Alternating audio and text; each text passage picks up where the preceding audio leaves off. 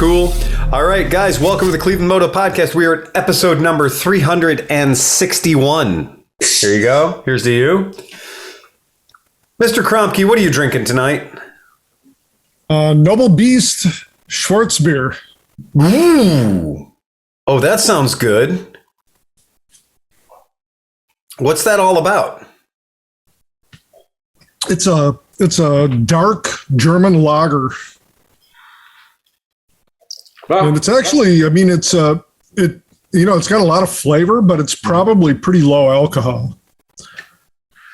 So I'm drinking a Rheingeist, but this is a very rare Rheingeist. Is that an AMA? It is. I was digging through my garage trying to find my circular saw, and I found a bin of shit from fucking my garage in Cleveland Heights. Yeah. In it was about 7 or 9 Rheingeist beers from Dan Hostek. Yeah, Dan Hostek. Yeah, from Mid-Ohio. So in Kromke's trailer, in my trailer, there were 2 6s of that in the trailer, along with a 6er of Gatorades and a whole bunch of Dr. Pepper or whatever. So like all the beverages that the Misfits had bought or somebody else had bought, that all the stuff that just stayed in the van or stayed in the trailer. When I finally had to use the trailer and empty that shit out, it was hilarious because I was like, oh my God, I forgot that stuff was even in there. And it's funny because all the times I've been at the warehouse and been like, oh, I could go for a beer right now, and forgetting that they were in the trailer, and there was like 40 beers in the trailer. Well, what happened to the 50 bottles of brown liquor that we got at fucking Mid-Ohio? So there's 4 of them that made it to the shop, and they're on top of the fridge. Right. There's 2 of them that made it into my van that I sequestered away and put in the van because I was like, we're not drinking those until it's, until we can appreciate them. Right. And so those are here at my house right now. Very nice. So I got 2 good bottles that our podcast listeners brought us, and then the bottles that ended up at the shop. So yeah. And then me and John gave away about 10 walking around. When John was the whiskey fairy, we walked around and he gave out. Like, nobody's going to be mad at you when you show up at 1:30 in the morning and say, hey, would you like a nice thing of Vager Lellen or whatever the fuck it is? Right, yeah. Like, everybody's like, yeah, you're my best friend now. Who are you? And like, yeah, hey. You're giving away pulls of Glen Gooley at 3 in the morning or 4 in the morning. I do like when John turns into the whiskey fairy. That's a fun fucking night. It's a real good time, man. Yeah. That is a real good time. Uh-oh, we got a grumpy sewer guy joined us. Oh, can't hear him though. You're muted. Oh, he's not muted. Now he's muted. So what? Nope. No. Yeah, we can see his lips moving. You look great, though. This is probably the best camera that you've ever looked, but we don't hear you. Well, there's a bonus there somewhere. He normally has like a pinhole camera. Right. It's like you can only see him if you hold him up to the sun. But he's got to get on. Everybody misses him. We haven't talked to him in a month. I know. Hello now. There you go. Yeah. Well done. What's up, Steve? How are you, man? Sleepy. You woke me up. Oh, Jesus Christ. I did send him a direct text. It was like, fuck you, get on the podcast. Yeah, sorry. My son came over and we were looking at AR-10 lowers and AR-10, 300 AAC blackout uppers, and we went over the whole fucking thing. So I want to do a blackout build. So right. I just think that would be a good fun thing to use, like as a plinker, because you could put a suppressor on them. Yeah, you can put a suppressor on it. The problem is, if you've looked across the board at ammunition right now, it's really expensive to feed a gun right now. It depends, I get these like sales and Winchesters, and I know Winchester ammo is not the best in the world. Yeah, but they have these sales now, like 33 cents a round, like for a 380 auto, which is cheap. You can't even get 380 auto. Yep. You're running like 25 cents a round for 45. They have 556, 9 millimeters, like dirt cheap. Yeah. So you buy them when you see it. You know, you see the pass that. I only run brass, so yeah, pass that along to me because I've got a lot of Wolf, a lot of Russian and Chinese ammunition stockpiled away. But that's good pricing. That's really decent pricing. So I'm trying to pull the trigger on I go to that gun club. Yeah, and I feel like a neophyte shooting skeet with my like pump gun or my like semi-auto. So they have a cheaper Hatfield. Mm-hmm. It's a Turkish, they make them in Turkey, but nice over and under, 28-inch over and under with I always get them backwards. They're not ejectors. They're extractors. Extractors, so that you don't, like the cartridges don't fly. Yeah, yeah. So you want an extractor when you're shooting skeet, so you just put the spent stuff in your pocket. Yep. So it's the perfect skeet gun, and it's in that Creo coat or that ceramic coating over blue, and it's a nice looking, and it's got hickory, everything for $420. That's really something. It's a good deal. I mean, if the selector holds up, it looks like a weak point to me, but I mean, at least then I could go to the skeet thing and be like, get my little vest and I wouldn't be like that douchebag with a semi-auto like bam, bam, bam, bam, bam. Well, you just described me to a T. Yeah, and it's more fun to do with a semi-auto anyway. Yes. Especially when you punch it out and you got 6 rounds in there, it doesn't really matter. You can shoot all day long and just.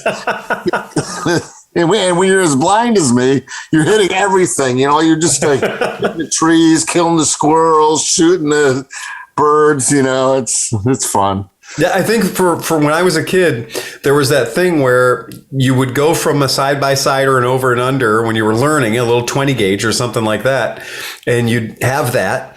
And then eventually you'd graduate to a gas-operated gun. You'd graduate to something like an 1100, and you'd have the 1100 and you'd be able to, shoot and be competitive with that.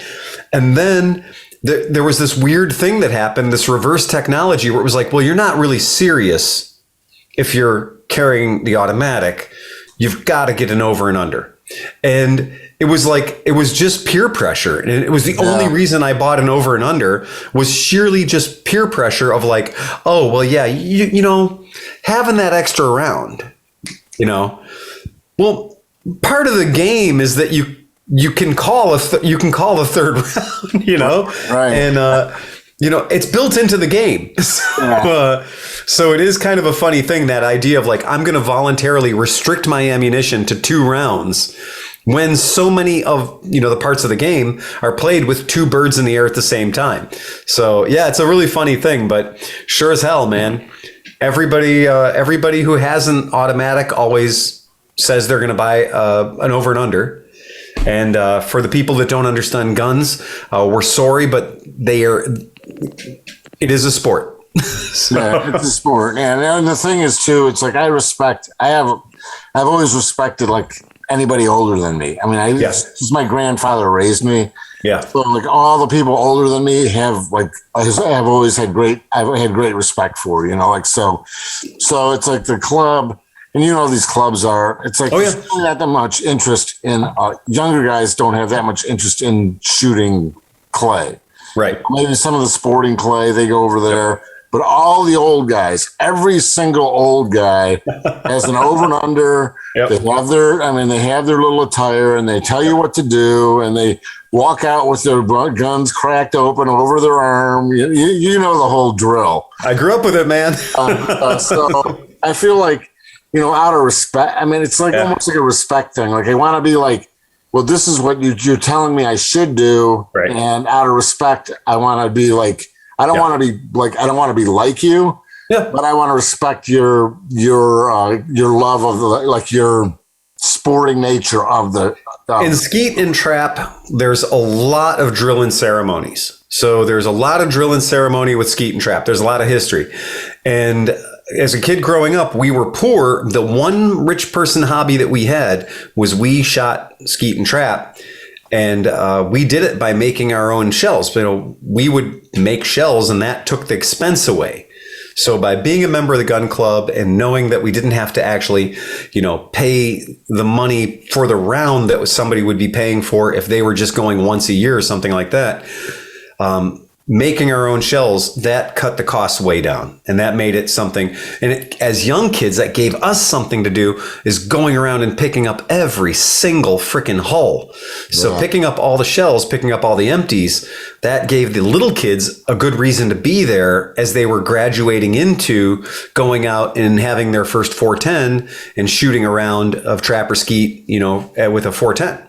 And I remember I was so young when I started that I had a 410, an old break open 410 single shot. And when it would come time for the doubles, they'd throw you 2 singles. So they throw you a single, you'd reload, and you'd take the next single. So you still had the chance of getting a 25 score at the end of the round. Now, that's awesome. I mean, that's the way you got to boost a kid's ego. So. That's exactly right. You got to give the kid a chance. And so he's getting scored up on the wall with other people, So that was it was a fun thing for being a little kid and kind of going up and growing up in that trap and skeet environment. I know exactly what you're talking about, though. It's a ritual. Yeah. Yeah. It's just like cool. Wine glasses. Like, to me, people drink wine now, and it's almost like blasphemy when I see people drink wine. They have stemless glasses, which to me, like, why don't you just drink it out of a coffee mug? And then, there's different size glasses for everything. Like, there's glasses for port, there's glasses for red wine, there's glasses for white wine, and there's water glasses, and everybody drinks their fucking wine out of a water glass now. They fill it to the top, and when they drink it, they're just like, bleh. It's like there's no ritual to it anymore. It's like, I want to smell this thing before I do it. I want to make sure it's a good bottle of wine, not just a fucking bunch of grape juice, And it's like there's no ritual anymore, and it's like they're just so, like my dad would say, you're so fucking gauche. And it just drives me crazy. It's like when I go to a restaurant, I'm like, give me a red wine glass. Right. But I'm like, I want a red wine glass. I don't want a stupid stemless glass. Shove that fucking thing up your ass. I hate stemless glasses. So you guys, when you wake me up, Cinch. You woke me up. I'm on a wine glass tear. Yeah, you're fucking going nuts. But here, I got something for you. So to the skeet shooting and stuff. So when we were ripping on the ice the other day, I invited my neighbor over and he didn't show up. And I was like, wow, what the fuck? So he sent me an email, or he sent me a text and said, dude, so sorry I didn't show up. I saw you guys were having the time of your lives. His old roommate called him and ended up showing up, so he couldn't come out. Anyways, he was like, I love everything you guys are doing. I'm so bummed that I didn't get to see you guys killing yourselves on the ice and all this stuff. So then we started talking about skeet shooting. He was like, oh, yeah. He's like, I got a couple of machines. I got an automatic one. I'm sure you guys have a few. That's fine. We'll do that over your pond. But when your boys are ready to bring their big shit over, let me show you something. So then we walked out in his backyard. They have a full-on target with fucking a dirt stopping. You can shoot 50 cal in their fucking, like, so whatever you guys have that you want to shoot, just give me a week's notice. I will talk to Phil Guy, and Phil Guy will, like, no problem. So we can come, we can ice race, we can do things, and we can also shoot 50 cal into his fucking sand-pitted dirt fucking piles that are ready to shoot whatever you want into. And on top of that, he was like, and then there's one neighbor who's an asshole, and he's down over there, and he'll come running down and say, are you guys allowed to do this? And then I'll call the sheriff, who is one of my best friends, and he'll come and shoot with us, and he can go fuck off. So when you guys, I know you guys have a lot of interesting guns that do a lot of interesting things, and if you want to shoot them, my neighbor has the place to do it. Got the place to do it. Anytime you want to do it. So the next time we have an ice racing thing, bring whatever weapon you want to shoot too, and after we kill ourselves on ice, we can go and shoot at his place. Well, I have some time. I wanted to bring my time booked for this weekend. What's that? I have some time booked for this weekend. I told my wife I'm probably going to be coming out there. Oh yeah, your snow machine's covered in about 4 feet of snow. A drift has totally taken it over. Nice. So my yard right now is a series of nothing and 5 foot. So like, Beautiful. like it's all like this, dude, the whole way. Me and my wife's car this morning, on both sides of it was nothing, and then the snow drift just encompassed both of them. Like there was no cars. It was really interesting. So. John and I got mine running. Oh, you got your snow machine? Yeah, he said you got your snow machine running. How Really? That thing that engine is a screamer. Wow. Yeah. We made it about 100 yards, and then I broke the throttle cable. Then I had to tow him out with the quad. In typical fashion, I fell off. I thought he was going to roll it. He's on his tear. He rips all the way up the driveway. He turns around, he comes ripping down the driveway, and I'm like, he's going to die because it's got about a 1/4 inch of suspension. He veers into the landfill, and then he proceeds to make this turn, and the thing starts rolling over. And I'm like, I was trying to turn it wide, and then I hit a big snow drift, and it was like, whoa! I didn't get on the inside of it enough, and John is a professional failer because he came over the other day, and the lake was flat as shit. No snow on it, all ice. Dude, Phil, he was ripping. We both were ripping the fucking studded tire bikes at fucking third gear status. It was fucking on. But he pulled out the fucking quad. We're doing all these crazy donuts. So I get on it. I'm doing flamingo donuts. I did so many donuts, I was fucking sick to my stomach. But the fucker didn't hit record on any of it. All I have is him. I have John doing 9,000 fucking donuts. But the flamingo fucking almost puked my brains out donut, nothing. Not one fucking frame of footage, man. Thanks, John. we'll have to have a do-over. Do-over. Yeah. Well, we broke the shifter off the quad, though. That's the problem. It was welded on, and it's no longer welded on. Roll hot melt, steal that back on. Yeah, that sounds good. That does sound good. So Are you guys Steve, thinking about machine? What is your snow machine? What is it? it's a 1980 Blizzard 7500 plus. It's got a 340. It's probably the same carbs as what John has, but it's got dual expansion chambers, liquid cooled, rotary valves, and the thing they say it puts out 75 horsepower for a 340.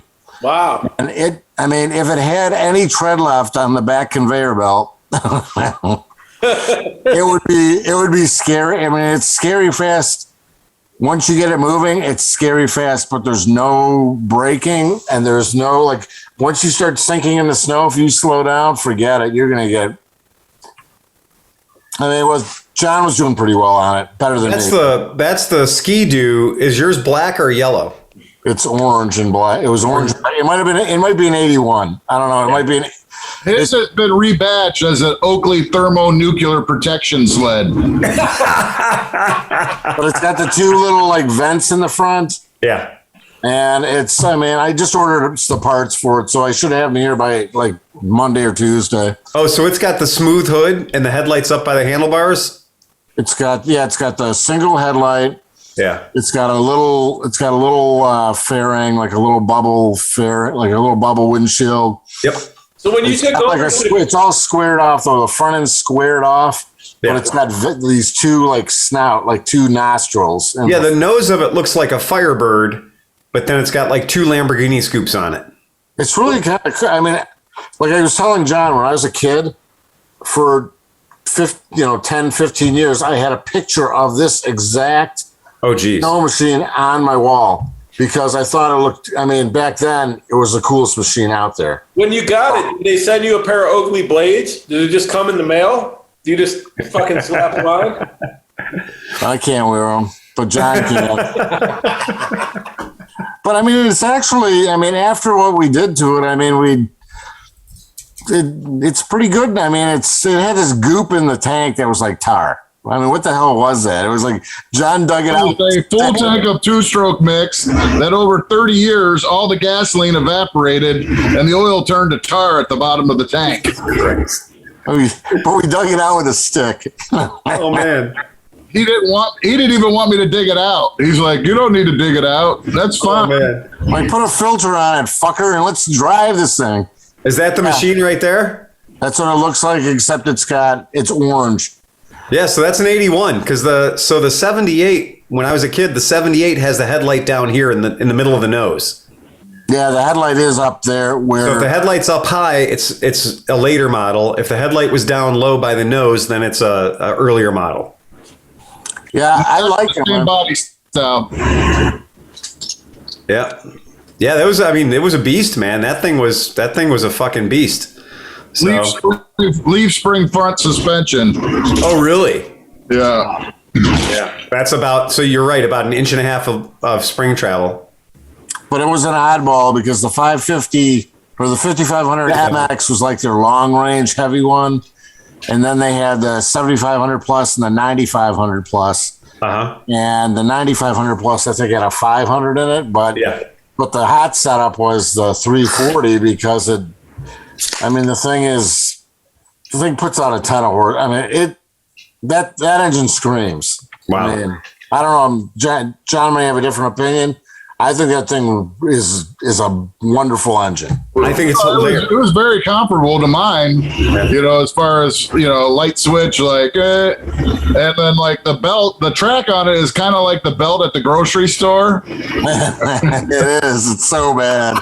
No, it actually does have a little bit. The technique you got to use is just pin it and go until it starts moving a little bit, and then you can let up. And then once it gets going, it's fine, but it's rideable. It's rideable. Every fourth, and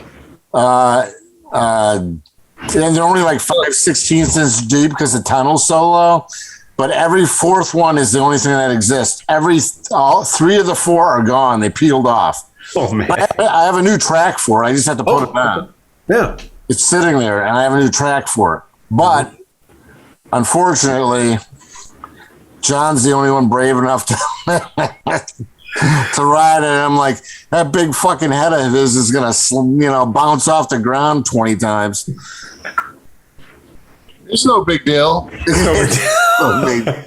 thought he was gonna damage the landfill when he hit it. Yeah, I think it's hilarious that this is turning into the economy sled podcast. Well, we've had 3 weeks of snow. So what are we going to do? We have to do something. We waited longer than we've ever waited to get any kind of snow. I mean, seriously, we've had a weird year. We just didn't get any snow at all until 3 weeks ago. And 3 weeks ago, we got shit hammered. And everybody's trying to make the best out of it. I have an unnatural relationship with my Subaru Sandbar with the plow on the front. I saw the video. It's good. Oh, you have no idea. I went back out today because today it looked like I did nothing yesterday, except for the city plow trucks had buried my driveway, right? So today was a pretty terrible day to get to the shop and realize all the work I'd done yesterday was useless. Well, at the end of today's adventure, after me spending 3 hours with the sandbar, if you go to my parking lot of my shop right now and you go in, you feel like you're in a hockey rink because I have made 6 foot tall walls the whole way around my parking lot. Nice. Wow. So yeah, if you're in, it's like being in a hockey rink. So the parking lot itself is perfectly like, you could walk across it no problem. There's no risk of getting hurt or whatever. But the entire barrier around my parking lot, I put the blade up as high as you can put it on the sandbar, which is about this high off the ground. It does not have a very high blade. But at that high off the ground, my first 2 or 3 passes pushed the snow up over my old pile, like the old pile that was there. And then it's crazy. It's like a Thunderdome inside of it now. Again, it's a huge problem, though, because if somebody were breaking into my shop, nobody could see them. Because aside from the trench that I cut to get in and out of my parking lot, everything else is 5 or 6 feet high. Right. It's epic. The amount of snow that we got in a very short time. It's been, I redid my home driveway and I did the shop 3 fucking times.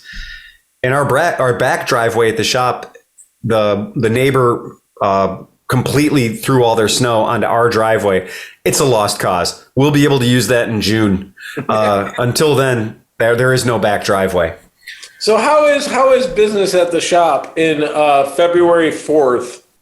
In Fucking Cleveland? great. It's awesome. I've sold a bike a day this month. It's the 4th. So, Wow. yeah.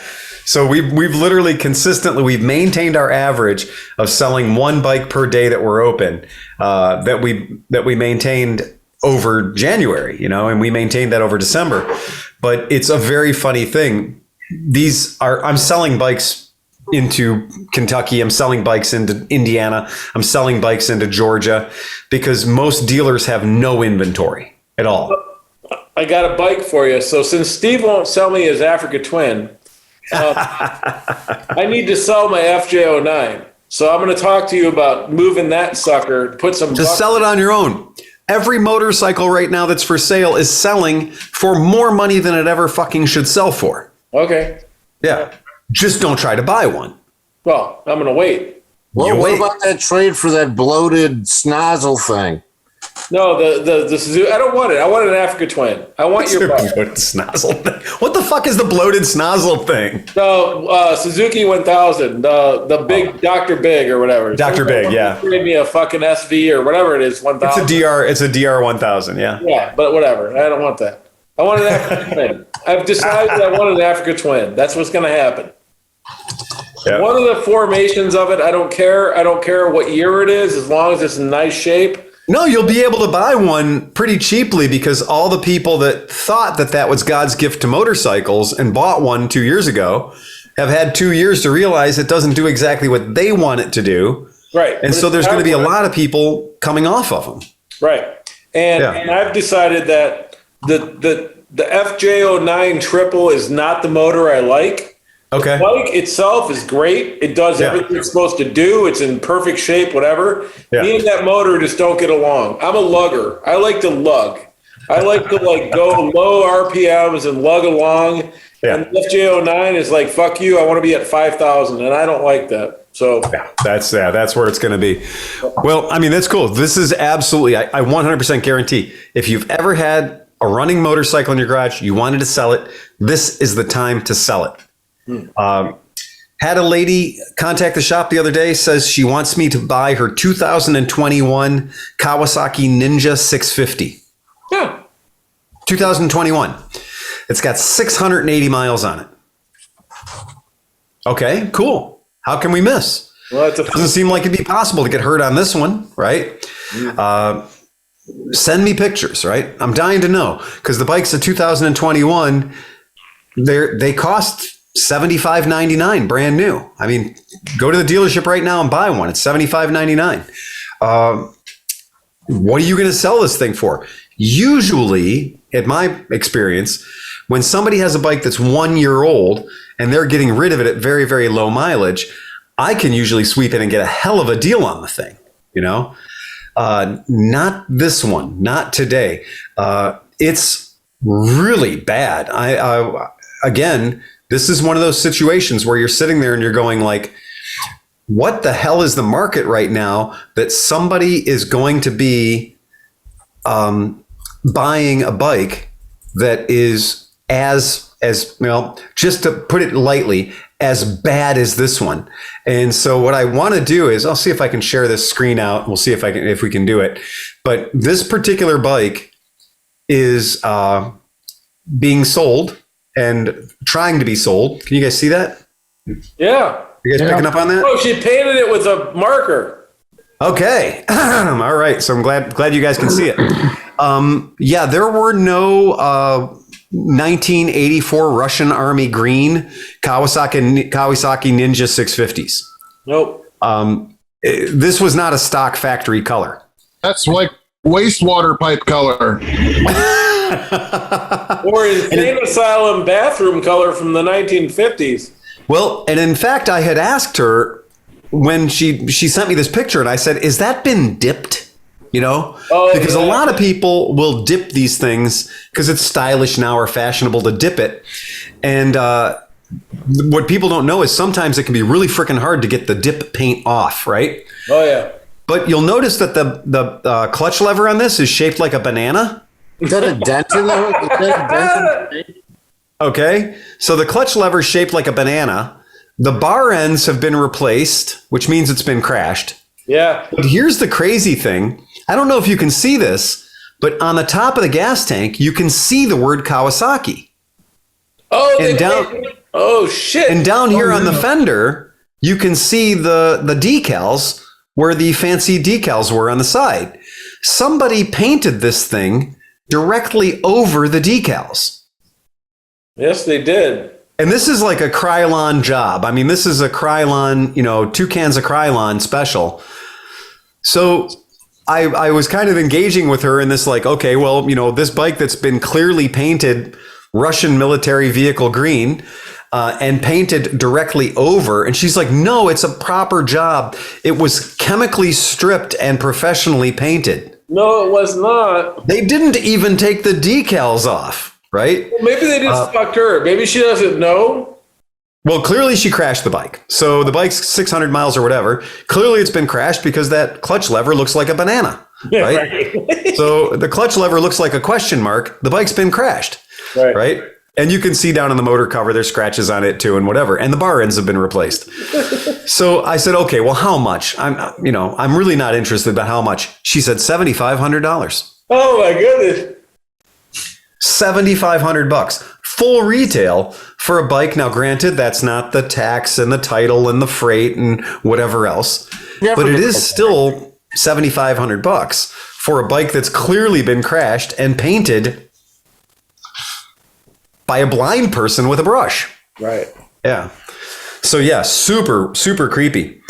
Not at all what anybody would like. How did you respond? Like, how did you restrain yourself from laughing when she says, Yeah, I was pretty well dying. I mean, I was absolutely insane. Has anybody seen the moon bike? Electric? Oh, the snowmobile or the snowmobile scooter? Oh, the timber sled electric bike. It's not timber sled. So timber sled is so the moon crate is the one that literally looks like a 70s mini bike, but it's got a track and big ass batteries. And I was about to buy one when you sent the link, except for it's like $9,000. It's like so much money. Yeah, it's over $8,000. That's exacly right. It's over $8,000. Super dope, dude. Yeah, it's pretty cool looking. I mean, it's got some pretty neat features. I was pretty impressed by how somebody sent me something that was kind of like that. Well, it was it was kind of primitive, but it had different configurations. It was like there was the motor unit, and then there was a cargo sled, and you could either sit on the motor with the cargo sled in front of you and drive it like that, or you could swap it around and you sat on the cargo sled and had the motor unit in front of you. It was a weird, but I think that was like a Ukrainian thing or something. Yeah, I saw that one. Yeah, that was a Russian type thing. That is not what we were speaking of. No, and I didn't see a price on that, but this is the bike that's available. It's through Uncrate. They're the people who are selling it, but they call it a moon bike. I don't know if are you guys seeing this? Yeah. Yep. Yeah. So it's very much the traditional 70s mini bike style, and everything's box tubing. So like this thing is just cheap as shit. Like the build on this is all box. $500 into that fucking thing. Maybe $1,000 with the batteries, but that's. I was going to say before the batteries. Yeah, maybe. Yeah. So they have these drive systems. If you see the drive system that's on here, you can buy these conversion kits for pit bikes on Alibaba.com of all things. Oh shit! Really? Yeah. So they've got conversion kits for 110 and smaller pit bikes available on Alibaba. Yeah, because I sent you a link. I saw the price. I'm kind of shocked. Well, no. Which one did you see, John? But the price that I saw was north of $9,000. Yeah, right. No, but for the conversions, so are there? So I had sent a link to an actual like Polaris conversion, which was like for a pit bike up to 110 or 125 was like $2,200.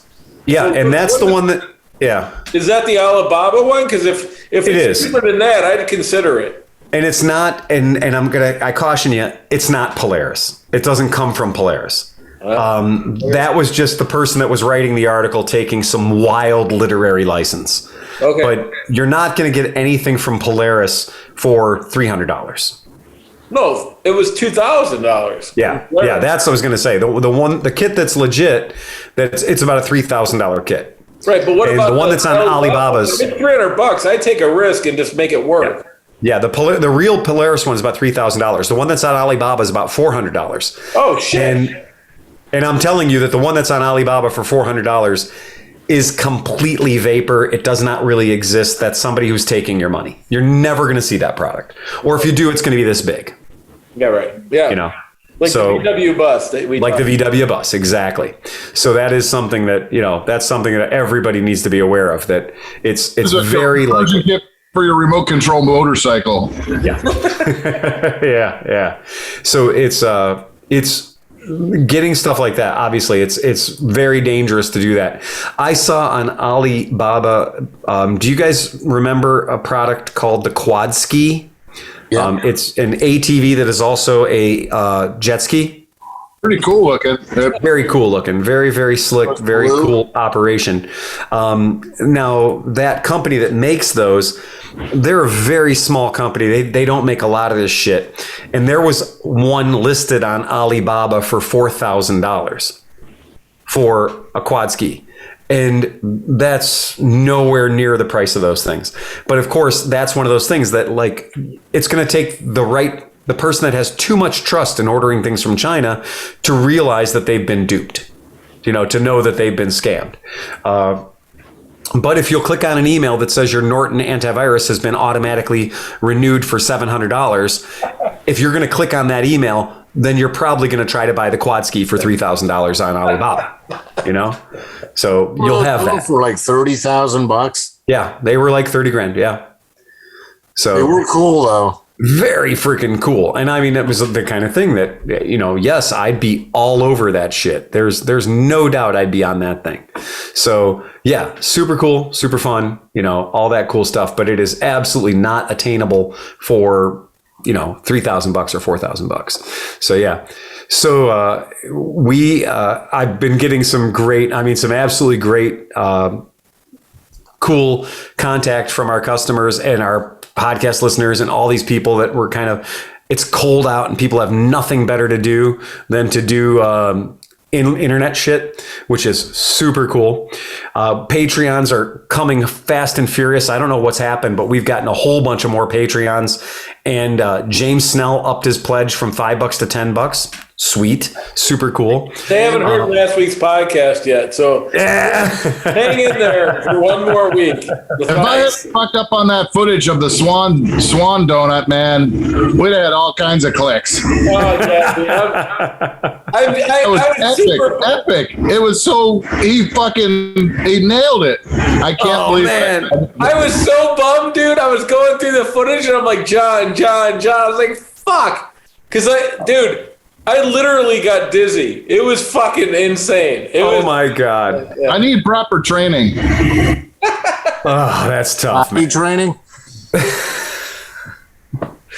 No, but it proved that we're 50, but we're still stupid. And that was the important part that we lost, man.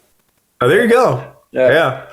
It is one of those things that it's absolutely fantastically cool. If you are a Patreon, remember that once we send you that bat phone number, that party line number, that you can start chiming in and you can start giving us suggestions and shit to talk about, because we love it. We love hearing from the folks. And I want to bring up Tom. So your boy Tom down in Louisiana or New Orleans or something. He posted that he got a big fat shipment of ClevelandMoto stuff. Yes, he did, didn't he? Yeah. Yeah. He was he scored. Yeah, he scored. Renee, when Renee packs the boxes, you get taken care of. I mean, she is awesome at putting a lot of swag into the box. He seemed very happy. He was very happy. That's all I'm saying. She did a great job. She loaded him up, set him up. We're trying like hell to get Tom to move up here. Yeah, I see that. Yeah. So between Shane's, between Post Auto and Cleveland-Moto, Tom could make a decision to work on cars or motorcycles whenever the fuck he wants to, right? So it'd be great. We would love to have Tom up here. That would be the greatest thing. And if you guys don't know who Tom Pennington is, he's an absolute mensch. Like we love that dude. He's so cool. And known him for years, and he's a blast. We just like having him around. So you guys, our podcast listeners, our friend Andy Taylor, podcast listener up in Michigan, right? Great guy, absolutely a great guy. He's been considering getting the Honda Navi. Oh. Everybody's talking about a Honda Navi. Get a buddy. Okay. Get a 5 horsepower Briggs and Stratton mini bike. You're better off. So one of his local dealers posts on Facebook Marketplace Honda Navi, $1,807. Oh. Right? Pretty good. No, that's Come and get it. Come and get it. Bring it on, baby. Yeah, right? yeah.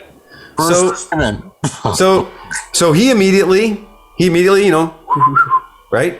Yeah, I'm going to come and get that son of a bitch. So he writes the dealer back.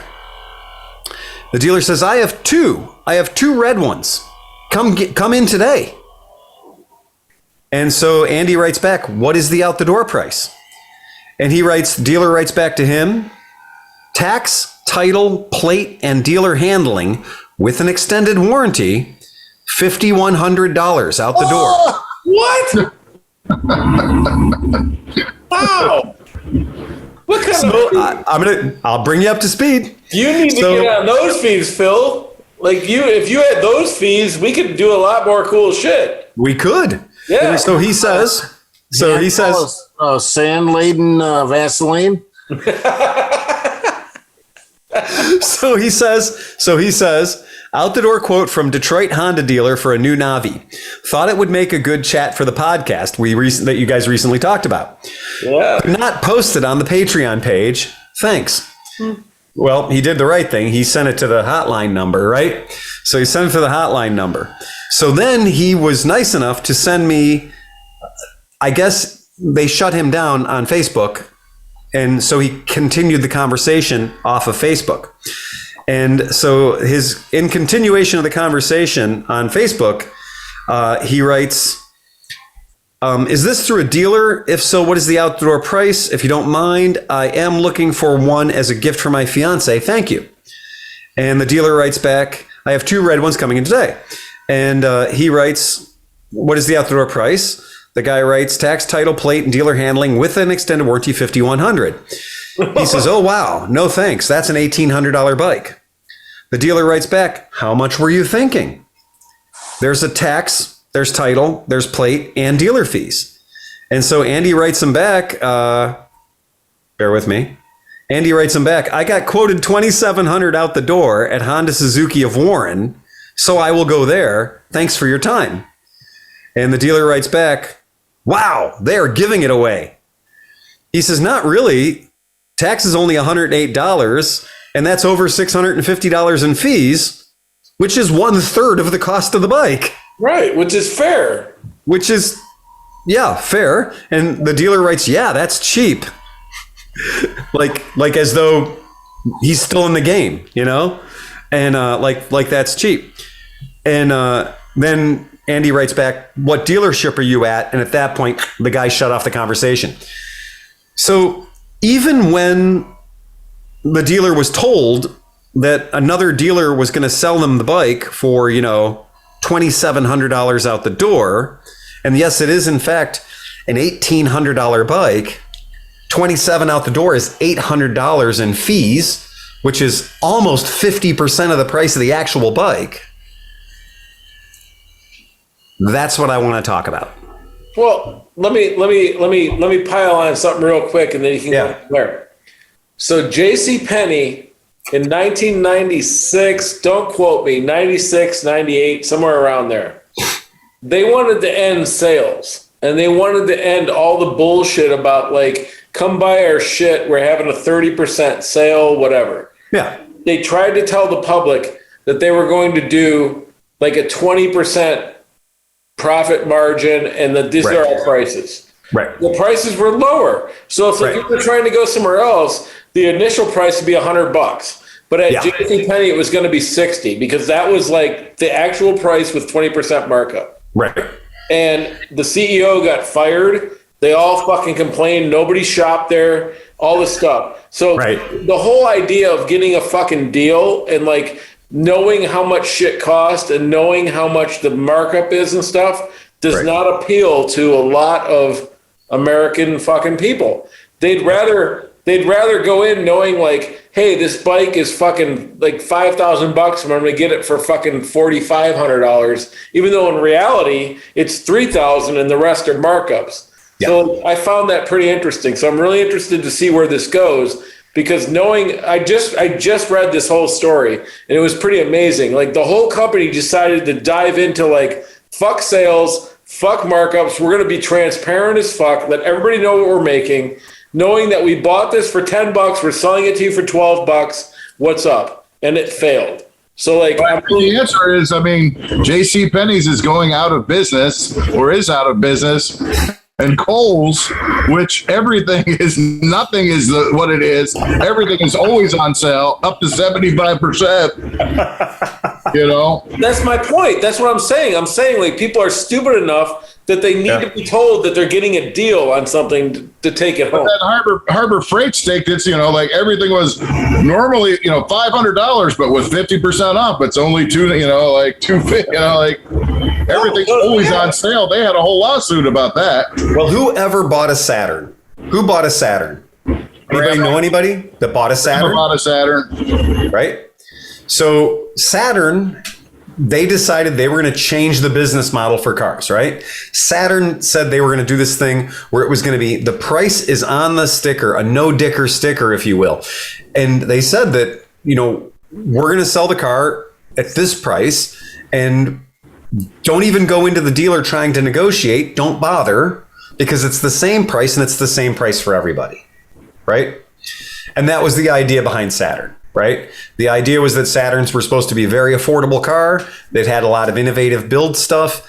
And the reality of it was that Saturn did have a lot of traction in the marketplace, but they gave up on that concept. They gave up on that one price for everybody thing because in the dealer industry, so many dealerships base their profit margin or they base their money for the year on the things that get added to the invoice, right? Like a $5,000 service plan you get that my daughter bought. Yep. That, they pull you in the back room. We'll give you spray down like water resistant seats for $1,000 and we'll give you a service plan for $5,000. And by then it adds 50% to the cost of the car and you don't even understand what's going on. All you say to them is no, no, no. And I don't get it. I mean, I just don't understand people. They're just stupid. There's stupidity and there's that fatigue of being in the dealership for 5 hours. And then there's also that non-confrontation. You don't want to get into a battle. You just want to buy the car. Oh, I like confrontation. I know, absolutely. And my wife, when I helped her buy her car, she was like, "Oh my God, I can't believe you talk to them like that." I'm like, "Well, yeah, they pulled you in a back room to meet with their F&I guy, like the guy who's just trying to fuck you to sell you another $5,000 on top of your used car, and you got to tell them no." And the guy will flatly look at you in the face and act like you're crazy. Like, are you sure? Sure, you can't do this. Well, here, you need to sign this paper. You don't want the extended warranty. We don't want you to come back and suing us.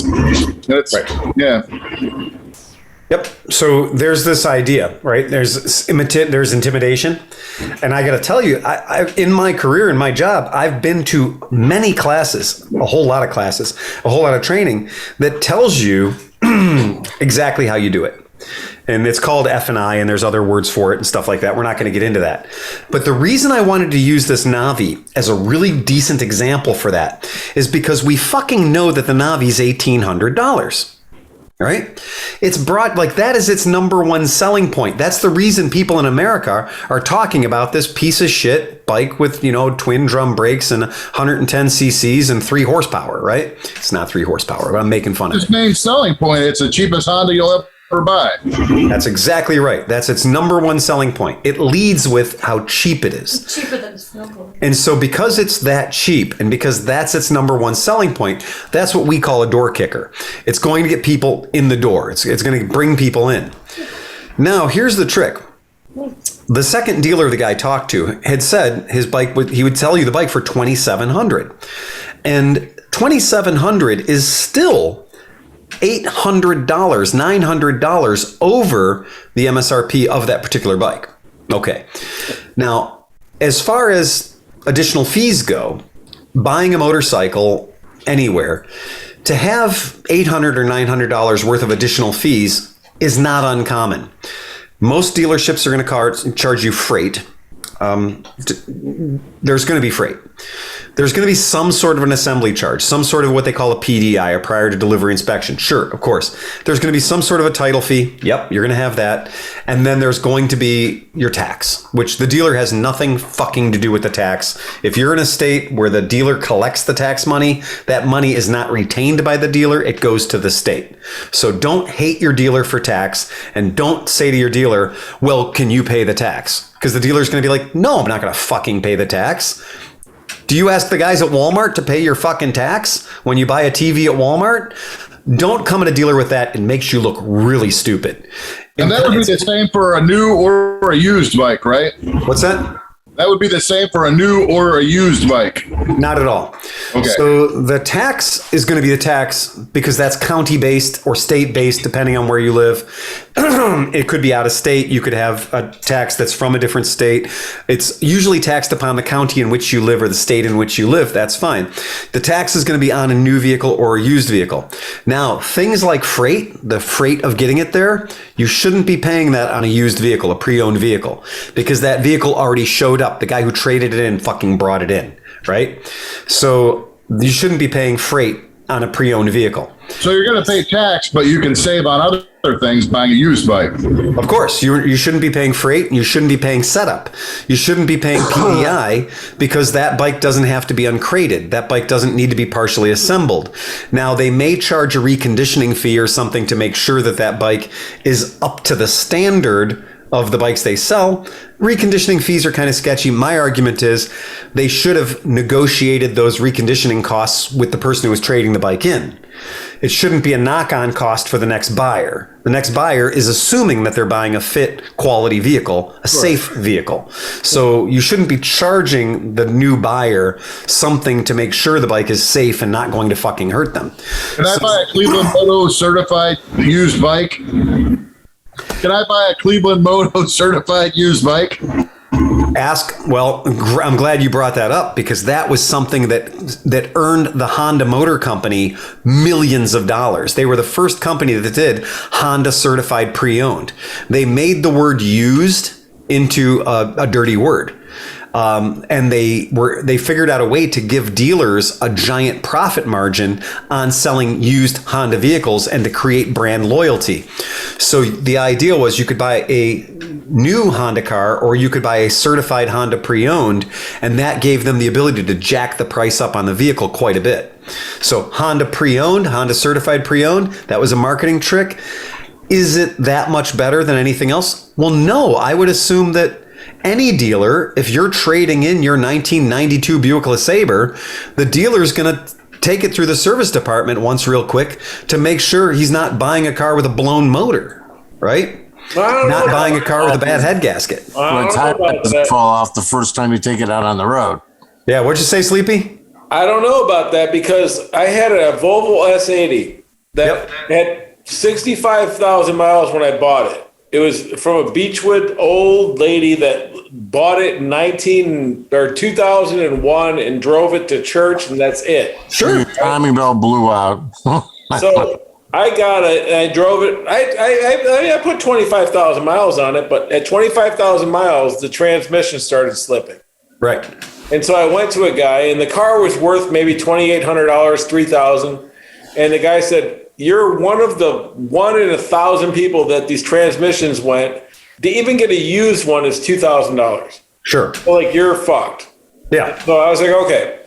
So my wife was looking for a car, and so I took this car and I drove it to Brook Park Road to one of these dealerships. Yeah. And on the way there, it went from working in drive to drive no longer worked to I had to go to our third gear. Yeah. Third gear would get me to 65, and then that stopped working at about 5 miles away, and I had to go to second gear.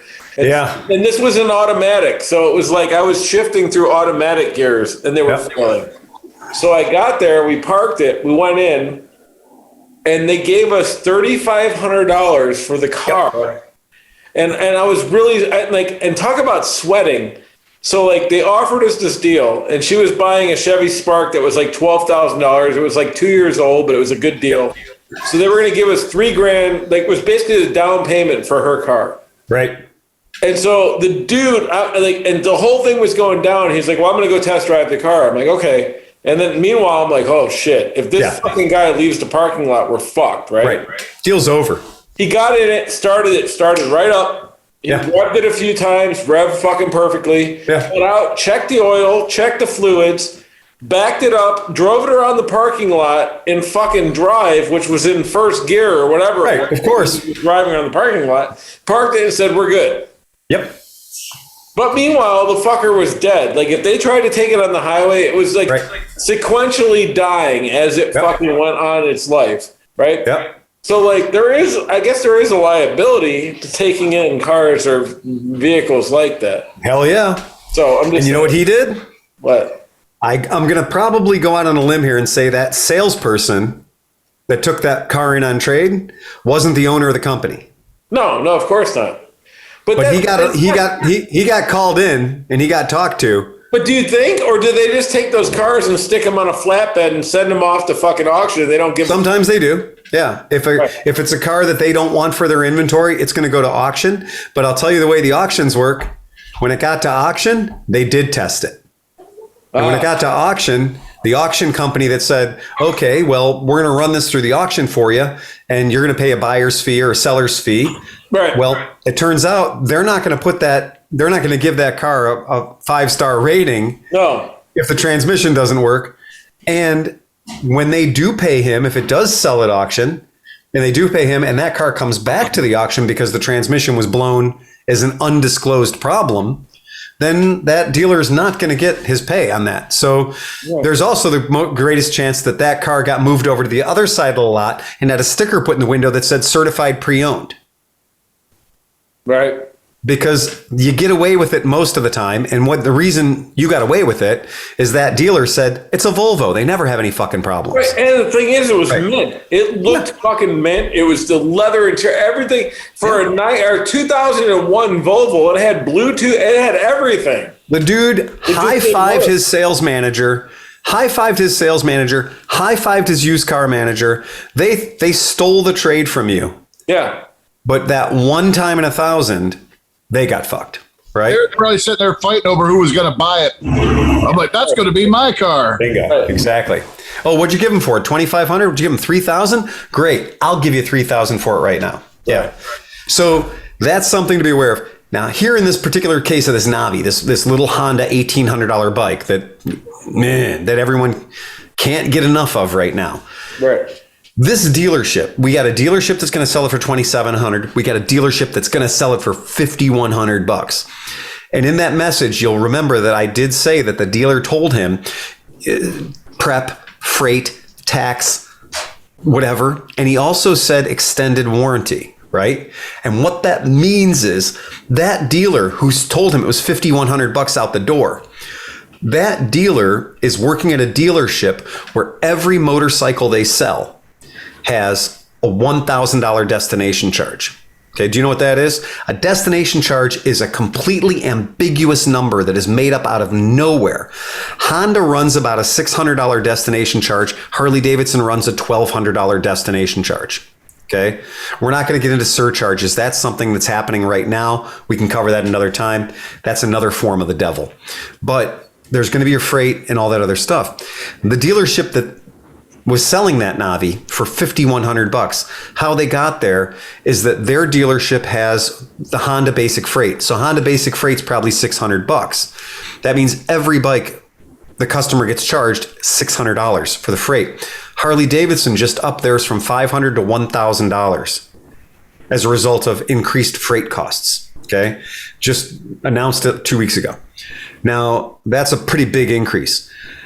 That dealership also probably has a standard, like we said, standard destination charge. They probably have a standard paperwork charge. They probably have a lot of bullshit charges, including probably automatically an extended warranty, automatically putting in gap insurance or something like that, or a care package, a dealer service package. The idea is when you're talking about an Africa Twin, or you're talking about a Goldwing, or you're talking about an expensive sport bike, having $2,500 worth of additional charges is sometimes not that big of a deal. It's not visible enough to some people, and some people think, oh yeah, there's stuff, we know about that. It's not a big deal on a $25,000 bike. But that same package, when you slide it on top of an $1,800 bike, is now fucking ridiculous. And that's the problem. So if the $1,800 Navi, if the dealer's only going to make $220 selling that bike, why would they bother having one? And they were doing the same thing with Groms. They were doing the same thing with a lot of low dollar bikes, because every time the dealer sold one, their end of selling that bike was only $300 or $400. So how you get it is you get it with the added on fees. Now you can, because look, it's going to take you exactly as long to sell somebody a Grom as it's going to take you to sell a Goldwing. The guy comes in, he kind of wants to buy a Goldwing. The guy comes in, he kind of wants to buy a Grom. Takes you an hour to sell the Goldwing, takes you an hour to sell the Grom. Well, the Goldwing you make $1,200, $1,300, $1,400 on. The Grom you make $300, $400 on. So the dealer wants to make a certain bottom number on every single bike they sell. If they're going to go through the trouble of selling you a bike, they want to make a certain amount of money. That's how it's not scalable, and that's why you get shit like a $5,100 fucking Navi. And I hope, clearly our podcast listener did the right thing and he did the cool thing. He called another shop, got two completely different quotes on the exact same bike, and that shows $2,700 at one place, $5,100. And I asked him, I was like, is that for two bikes? $5,100? That seems like it's about fair for two $1,800 bikes. It's not. That's just what it is. So go ahead, man. Well, I just have a question as a dealer, and you're explaining these fees. The last two bikes I bought from this, I've had a long-term relationship with a dealer, this Honda dealer. And when I go in there, they just charge me the MSRP and that's it, plus tax. Mm-hmm. So, is that because like that destination charge is built into the MSRP, or they're just giving me a deal on it because they're just not charging me for the bullshit? Yep. So what they're doing, give me a good deal. Yeah, they're giving you a great deal, and they know that with you and their relationship they have with you, that they could throw those things on like they do for everybody else. You are not going to tolerate that. Do you know why those things are all thrown on? Because people don't protest it. Because they can be taken off. Oh yeah. Okay. So I add 6 things to the price, so that if you argue away 3 of them, I'm still 3 ahead. Oh, okay. Okay. I add things intentionally to take them off. Our dealership doesn't do that. Our dealership doesn't. We charge you literally the freight that we get charged. We're happy to show you the shipping invoice. We charge you the prep charge that each manufacturer tells us we have to charge.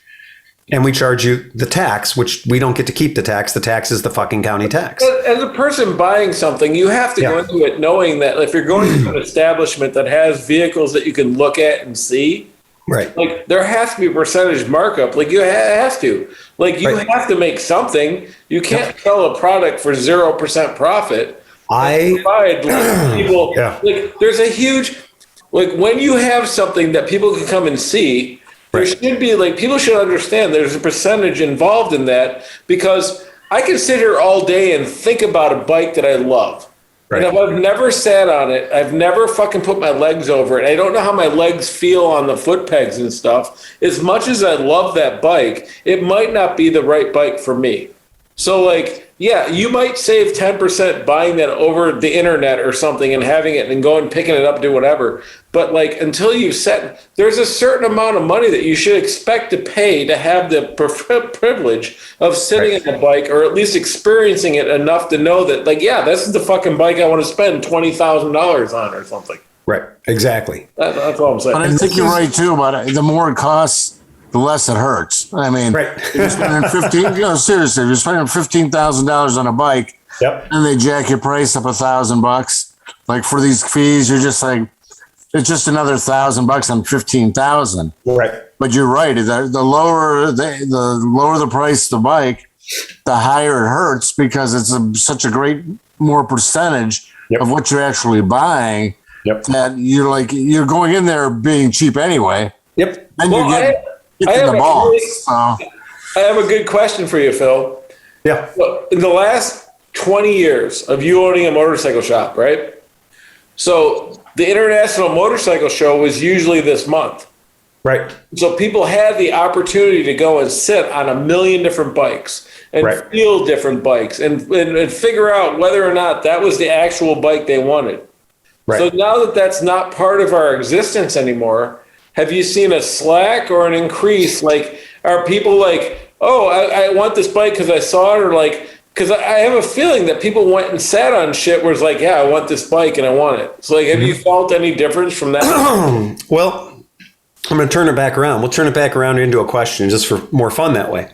So if you were thinking about buying a motorcycle or a car or a refrigerator or other high dollar item, in today's era, most of the people do a lot of research prior to physically going and sitting in the car, sitting on the bike, or looking at the refrigerator or whatever. Most people, we're an information-rich society. So most people don't show up at their car dealership and say, I need car. Can you show me car? Right. I would like to see 400 cars today, and I will make my decision of your 400 cars, which one car I'd like to buy. Now, that used to be absolutely every day at every car dealership in America would be the guy would come in and the car salesperson would actually have to kind of figure out, do they need a minivan or do they need a pickup truck or do they need a whatever? Most of the people now, when they go into a car dealership, they know what car they want. Now they want to get the best price they can get. Oh, that's it. Go ahead, John. Well, most of the people have done like what I would do is go on Car Gurus, and they've been very careful, and they figured out exactly what car they want. They've searched it a million times. They've moved the sliders on the price and the year and the mileage down to where they found the optimal cars that are below market price. And so they're going after the one. They already know what the best possible deal that they can get. They're just going to look at it and make sure it's a good vehicle before they buy it. Yes. And that's what most of the people who walk into a dealership when the doors are unlocked, most of the people have already found the car, or the motorcycle in my case. They found the motorcycle they're going to buy. They know. They've spent hundreds of hours fantasizing, dreaming, watching YouTube videos. They already have it in their head what they're going to buy. What they want to do is they want to come into my shop. They want to finally sit on it. Maybe they can get a test ride. And then they want to say, okay, I saw one on the internet for $74.99. Can you beat that? Or will you beat that? I'll buy this one from you right now. I don't care about the MSRP being $99.99. I've got one I want to buy in Temecula for $74.99. If you'll beat that price, I'll buy this bike. That happens way more than you can imagine. In fact, I would go as far as to tell you that happens more than the other, which is people that show up and go, I'm considering buying a Benelli. I want to look at them. Most of the time it's people come in because the internet is an available thing that we can do while we're sitting in the bathroom taking a shit. So since we can do that on our thumb-powered device, why don't they? They do. And that's a big deal. So when we see that happening and we see the customer that comes in, and we know, I try to pre-interview people all the time. They're like, well, yeah, because I've got one. I'm going to put a deposit on it or whatever, or I got to drive 100 miles to buy it. I just want to come in here to get my nuts on yours to make sure I'm not making a mistake, to make sure I don't sit on this bike and have it fit me weird or have some deal breaker. They did not walk into your shop with any intention of buying your bike at all. Yeah. They're not remotely a qualified customer if you have to come down off of your price to match the internet price of a used bike that they were going to buy. Now, most dealerships I know cannot come $2,500 off the price of a vehicle to make the sale. So in that case, it's really useless. That person, all they're going to do is they're going to pick your brain. They're going to waste your time. Also, people are like, well, but you got to treat them right because, the next time they need a bike, they're going to know that you're good and they'll come and get one from you. No, they won't. No, they won't. Everybody has a right to make an offer. Absolutely. And Absolutely. you have a right to make a counter offer. So make an offer. They can make you an offer 2,500 under. You come back and say, no, I need my price. Or maybe you'll be like, you know what? I can knock $500 and then give you a helmet. Yep. And maybe. And some days that might be the right thing to do. Other days it may not be the right thing to do. It depends on which bike it is and what you paid to get it, what you owe on it. And a lot of people love this game where they're like, oh, you got to wait until the bike's been on their floor for 90 days because then they're going to pay interest on it. And if they're staring down the barrel of paying 14 or 15% interest on that bike, you can make an offer of 20% less and they'll sell it to you rather than pay 14% interest. It doesn't work that way. Well, how about that actually doesn't work. How about all the stuff where people are like, they don't make money selling off bikes. Yeah. It's the accessories and other things. And so that for was a smaller bike shop where like the accessories are not like, you're not taking $27,000 worth of fucking whatever accessories. So like when that's not part of the thing and people come in wanting that, like how do you explain it to them that you're not? No, that's absolutely true. And that's an excellent point.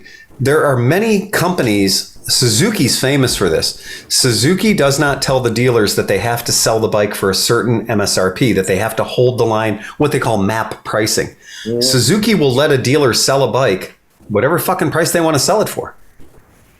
So if a dealer's got an aggressive finance program where the dealer knows he's going to get a 5% kickback or a $200 kickback from the finance company on every bike they sell, the dealer's going to make the money on the financing. If the dealer knows that he can say, okay, well, if I put $1,000 worth of accessories on that bike, it's going to mean $300, $400 worth of profit to me. So that could be something that would cause a dealer to go down, to go really, really low on a price. If the dealer has something like a $600 service contract that he's going to get the customer to sign up for, that's all profit.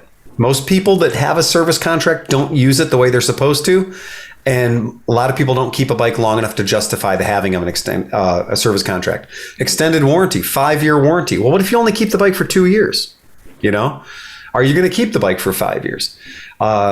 Is that warranty worth the paper it's printed on, or do you have to go to a certain shop? Is there a deductible on the warranty? There are all kinds of things called products that every dealer is going to try to sell you. It's up to you to try to be resilient, kind of armored against that. But it is a very, very big thing. I assure you that if a dealership is selling you a bike, they're not going to sell themselves into bankruptcy.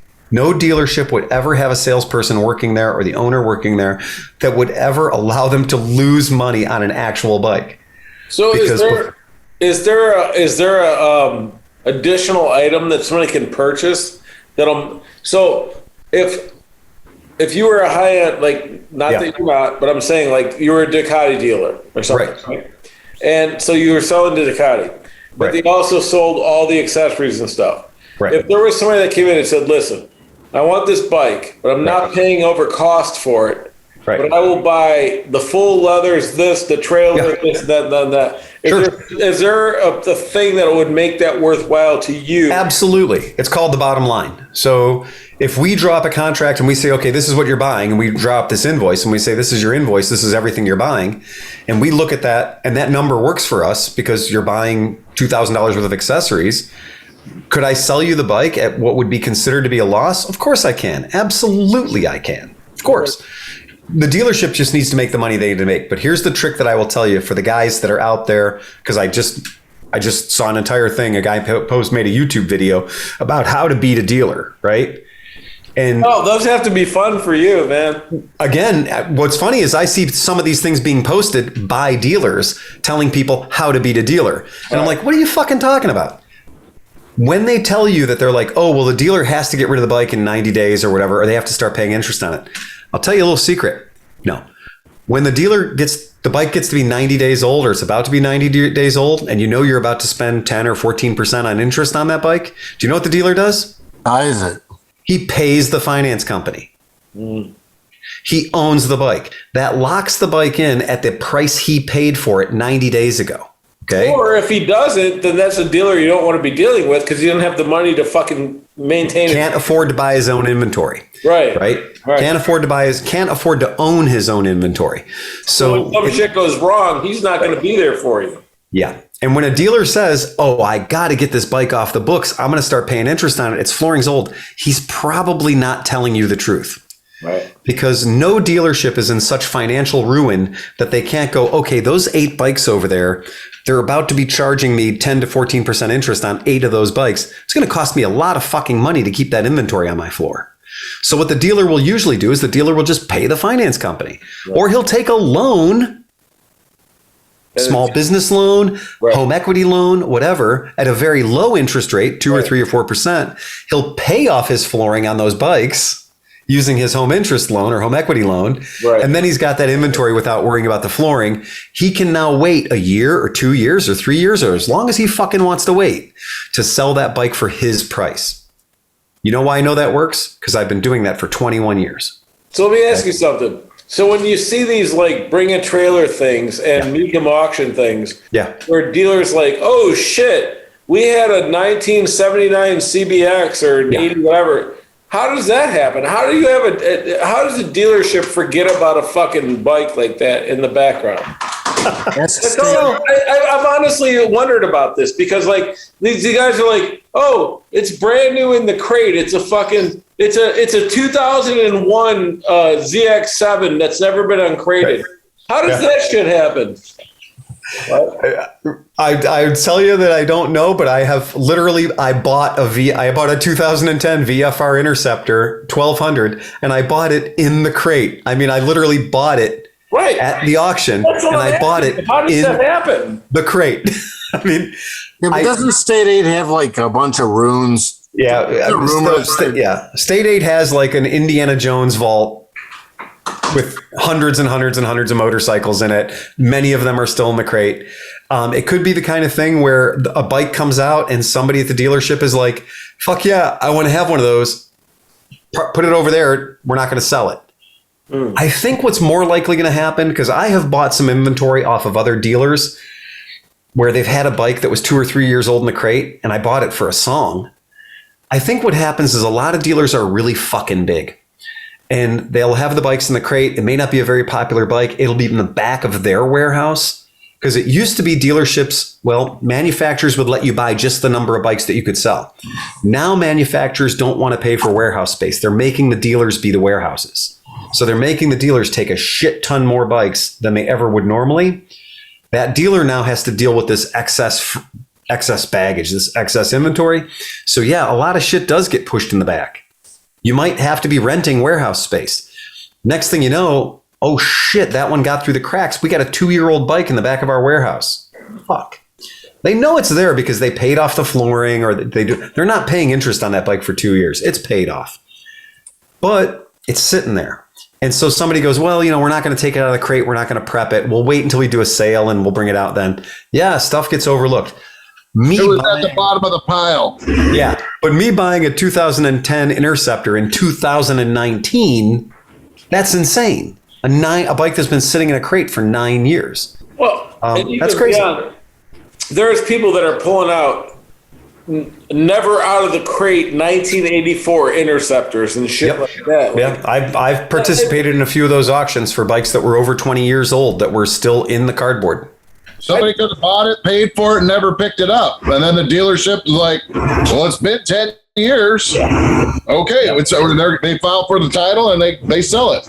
We had 2 bikes like that. We had 2 machines like that were purchased, paid for, shipped into my shop. We had prepped them, called the guy up and said, your bike's ready to go. Nothing. Crickets. And in one bike, we were like, fuck it. Let's sell it. Let's just sell it. Let me ask you something real quick. Yeah. So here's me. All of a sudden tomorrow I get 20 grand in my mail. I'm like, oh shit, I want a new bike. I say, Phil, I want that bike I want that Ducati that you haven't sold. I want it. It's 10 grand. Here's the money, prep it, whatever. And I die. Yeah. So, and my family doesn't even know I did this. So now it's like 7 or 8 months later, and now you have this bike, it's paid for, whatever. What is your legal responsibility to that sale? Well, I mean, realistically, if you've been paid and you've already cashed the check, and the bike is sitting there. No, you're done. I was alive when I paid you. I was happy. You said, "Oh, you told me, Steve, I got your payment. Everything's cool. I'm waiting for you to pick the bike up." Yep. I'm dead. Would you take $5,000 for Dead Sleepy's bike for me? Well, that's what I'm asking. So, like, what is your? I think what I would do now, that situation hasn't happened at my shop, but I think that what I would do is, first of all, I would ice that bike. I'm not selling it to anybody else. If I haven't started the title paperwork already, if I was waiting for you to come in and give me a signature or something like that. But you don't know I'm dead. It's been like, exactly. I was like, I'm going to pick this up. So it was winter. It was winter in Cleveland. I bought it in January. And I said, listen, I'll buy it today if you can store it till May. And you were like, if you buy it today, I will store it until May. Do you know when this situation happens most frequently? It's not death, it's jail. Oh. So we have had more than one customer come in and purchase a bike, pay for the bike, or pay for a giant portion of the bike or what have you, and then do the same thing. And then we call, nothing, crickets, right? This phone has been turned off at the request of the owner, what have you, right? Crickets. Now, he didn't give me a next to Kim when he bought it. Right, of course. Who does? All right. No idea. And we got nothing. And so what we'll usually do is we'll usually ice the bike. We'll usually put the bike in the back and be like, who knows? Maybe you got hit by a car. Who fucking knows? Right. But we'll wait, and we will wait, and we'll ice a bike out for a year if we have to. If we think there's a chance that guy's going to come in. But the other thing too is we have to be ready in a moment's notice if that guy comes in to write him a check and give him 100% of his money back. If we're selling that bike, because he hasn't signed his title yet, the title's not been made in his name yet, it's still technically our bike. Well, legally, we'll refund his. How long legally?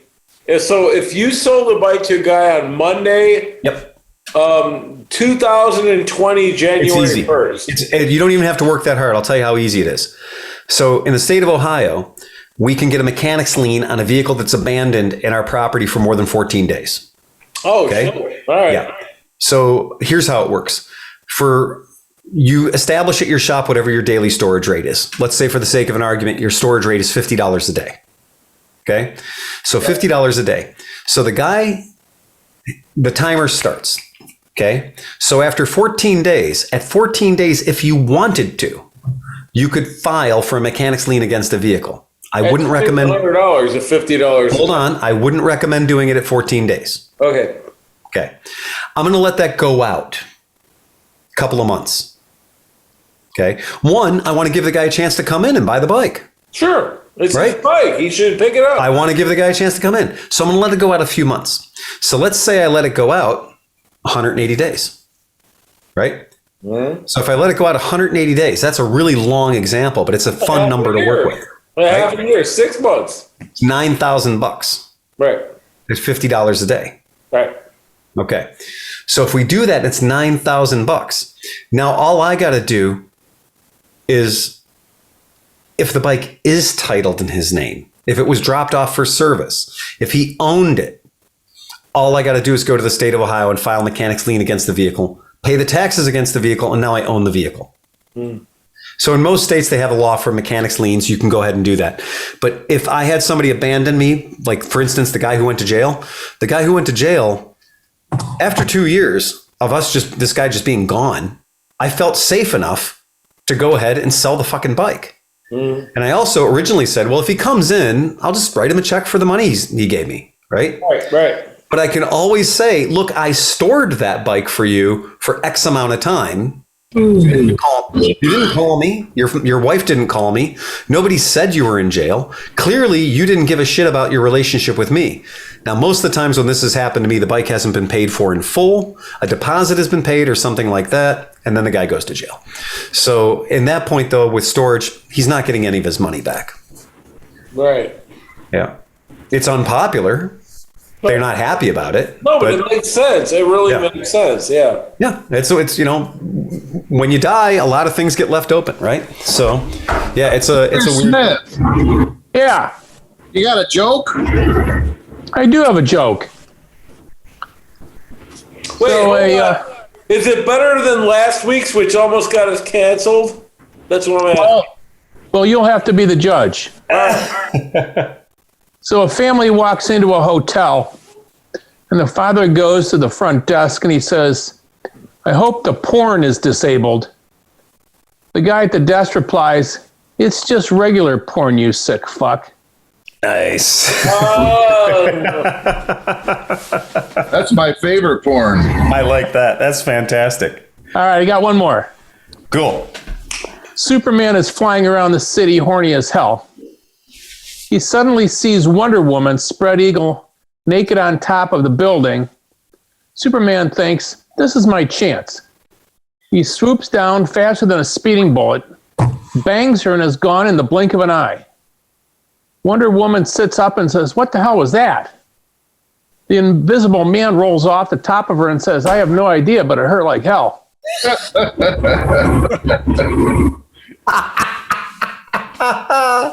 I love that joke. Well, say thank you, Mrs. Smith. Thank you, Mrs. Smith. That's a fantastic joke. Hey, ask Mr. Smith. The other day I was working at my job, slave laboring, shooting plants and all the things I do. And I had a whole bunch of plants I needed to offload because we can't bring them back. So I dropped them off to Mrs. Smith. And Chris texted me and said, "Thank you for taking care of Mrs. Smith. It's the first time she's ever smiled and been happy in 5 Oh my God. So, Oh, and not only did I drop the plants off, but I serviced Mrs. Smith as much as she needed to be serviced. Just helping you out, buddy. you're You're a not big going brother. to top it off. So beautiful flowers, though. My goodness, whatever they are. Are you making sure that they're erect and well watered and wet as they could be? Yeah, as a matter of fact, Mrs. Smith was on the Green Circle Growers website looking up what the best way to water their little fuckers is. I guess it's ice cubes. Yeah. Oh, yeah. That's the whole gig, man. Yeah. Little So lilies, or are those lilies? Are they lilies, Mark? Or She got orchids. Oh, orchids, yeah, orchids. She You got never use orchids more than and one ice cube succulents. with an orchid. And she got also the limited edition, nobody has it in the entire world, mini fucking pineapple. Thank you very much. Oh, that's cool. Those look cool. Yeah. Can you actually eat those if you cut them up and slice them up? I think you could, but I was already eating so much by Mrs. Smith, I had to leave. I was like, okay, I'm good. See those? You know what? Uh-oh. I could see those being like the perfect garnish for porco. Oh, yeah. Oh, yeah. Little tiny, like a little on a stick. Oh, dude. That's so yeah. cool. Yeah. Oh, dude. I'm going to. Little tiny pineapple rings. Oh, dude. Monday, I'm fucking totally making that happen. The size of fucking lifesavers? hook up the thing with Steven. Oh, Stefan, yeah. Oh, that's a good idea. Holy shit, dude. Can you imagine having a fucking, like, a shared fucking porco drink with a fucking mini fucking pineapple sticking out of it? Fuck yeah, man. Oh, shit. That's incredibly cool. Oh, yeah. That's a fucking good idea. So I'm going to get a raise out of this shit. Holy shit. Fuck yeah, dude. Thank you, John. I'm fucking working this angle on Monday, dude. Nice.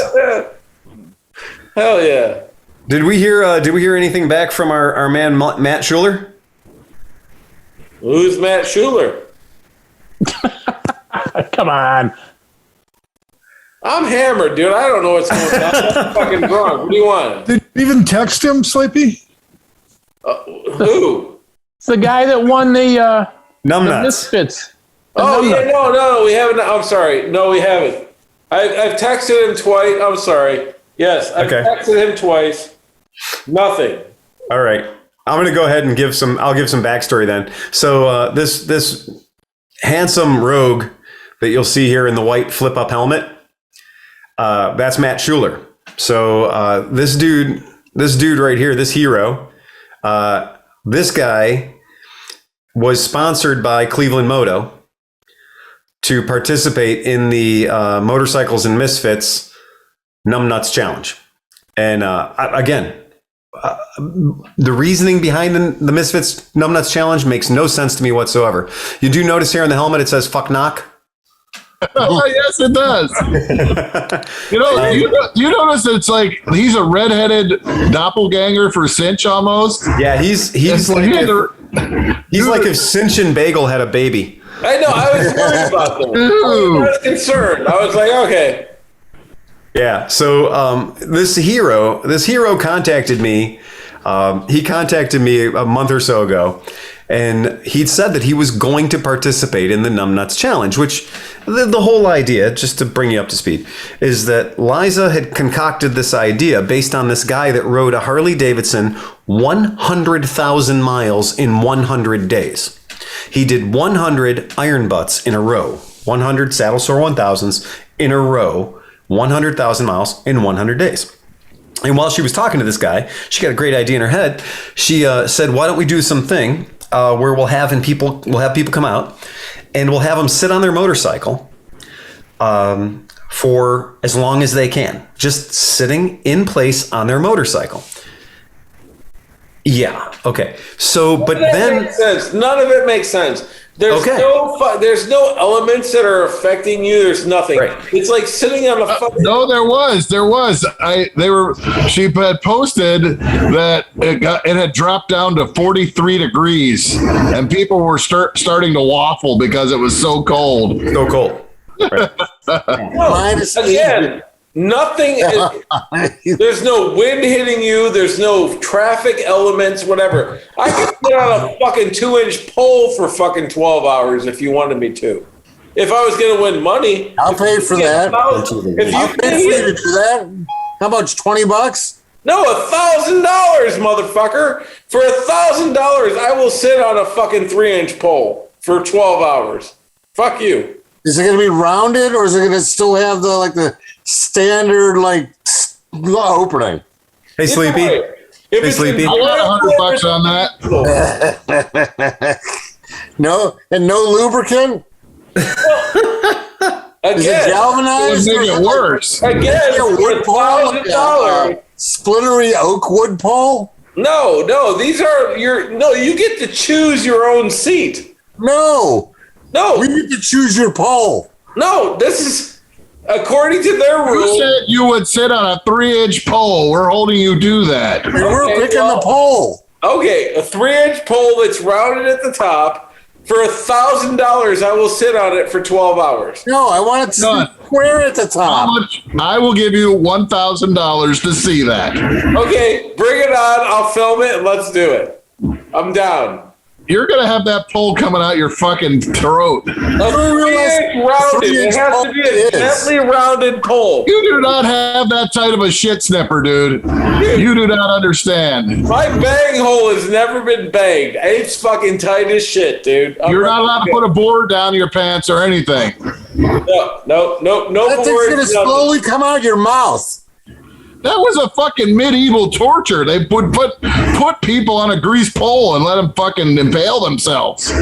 You're nuts. 3 inches is this big. Oh my God, 3 inches will slide up your ass like fucking. 3 inches is like that fucking big, dude. What are you talking about? I'm talking 3 inches around, 12 feet long. No. Yeah.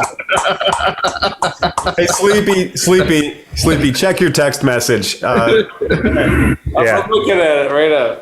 All right. 3 inches round, 12 feet long.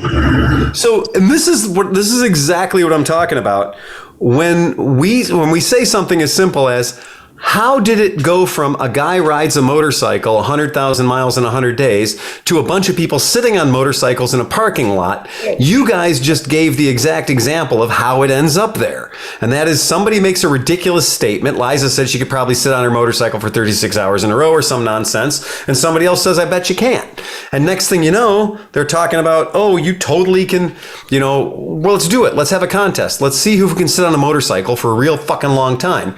And the idea was, rather than have people be riding on the motorcycles where you have no control over anything, you put all the idiots in one spot and then you simulate riding by spraying water at them occasionally or whatever.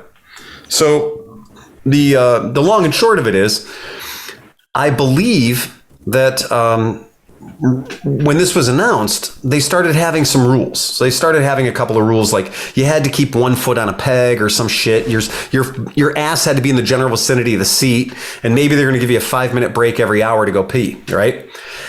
But you could do anything you wanted to your bike. Center stand, fine. Extra batteries to run your PlayStation or whatever, that's fine, whatever.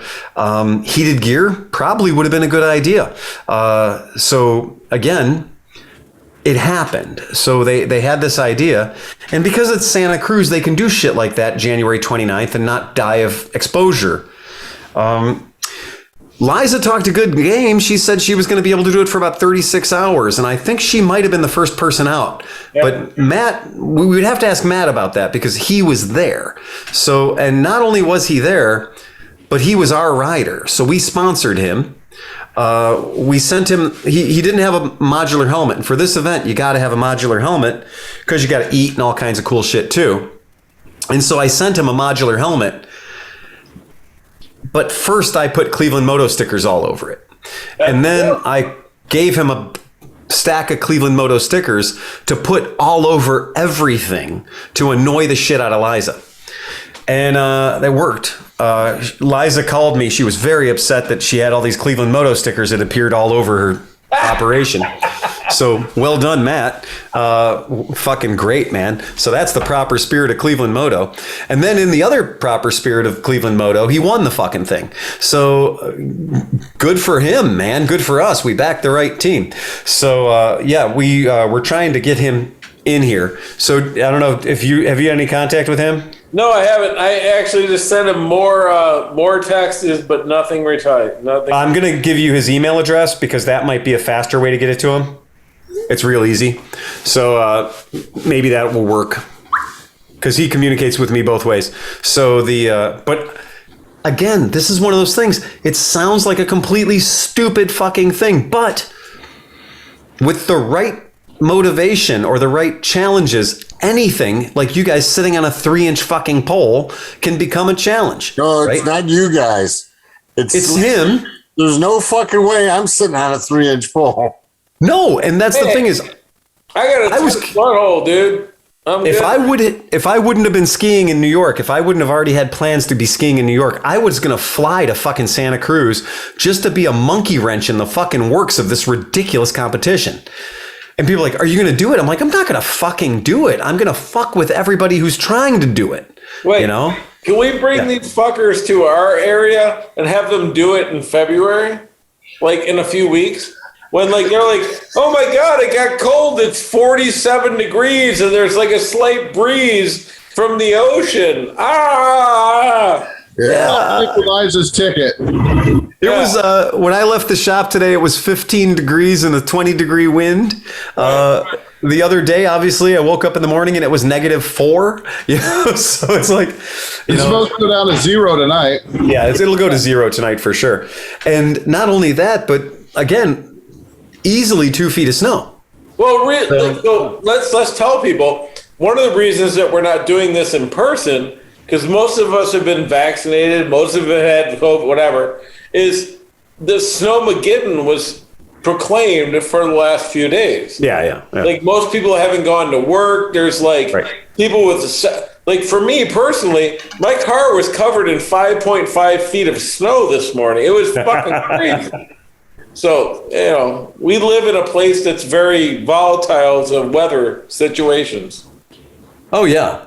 And it's very hard. We're talking about riding motorcycles in circles, pit bikes in circles with fucking screws in the tires. Yeah. We're talking about snowmobiles. Like this is what we're doing to get our fucking yayas out. Yeah. At a time of the year when normally we would just be sitting on the couch eating carbs and catching up on, ancient episodes of, Firefly or something, right? I love Firefly. Okay. I wish Nick was here to talk about. He's talking about I call it Pasha, but he was talking about having us come down to rent a camp or something and do a ride down in North Carolina. Yeah. Maybe in the early spring. I'm into that. And that whole thing is, it's going to be 15 degrees, 20 degrees warmer there than it is here. So I was waiting for more. well, okay. And yeah, probably more.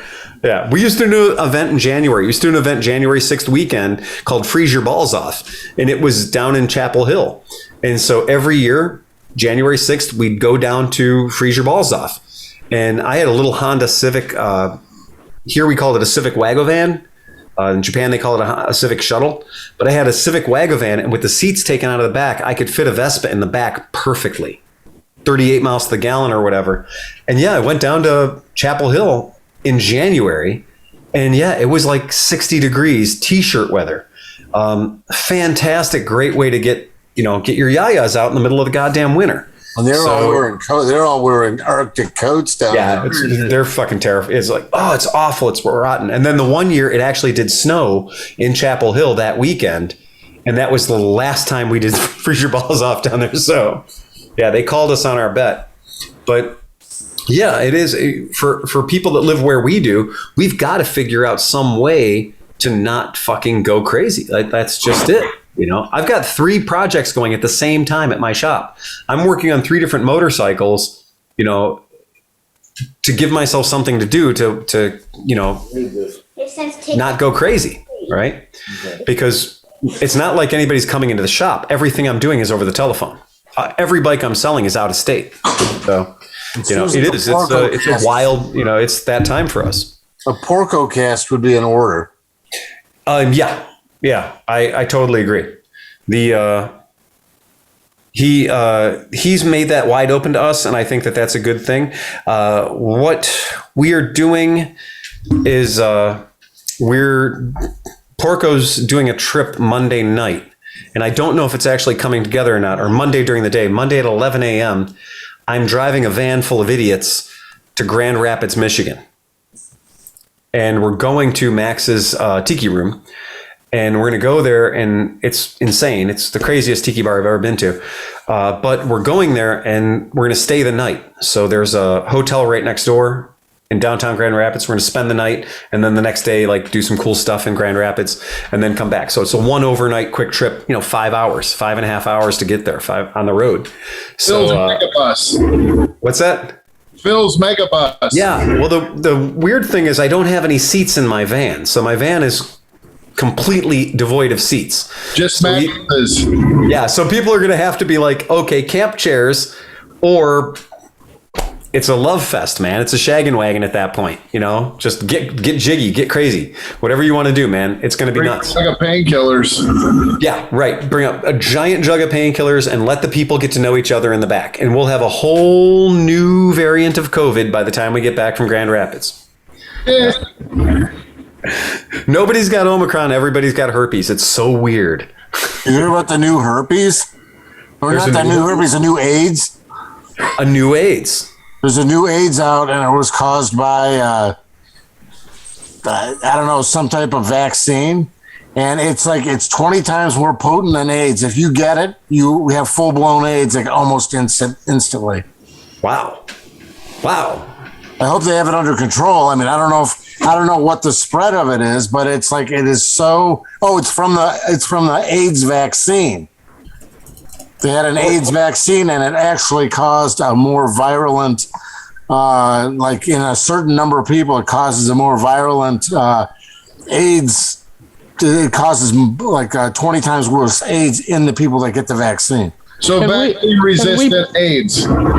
Can we put out some sort of listener warning on that last statement? Yeah, I think we should probably a decent idea. Yeah.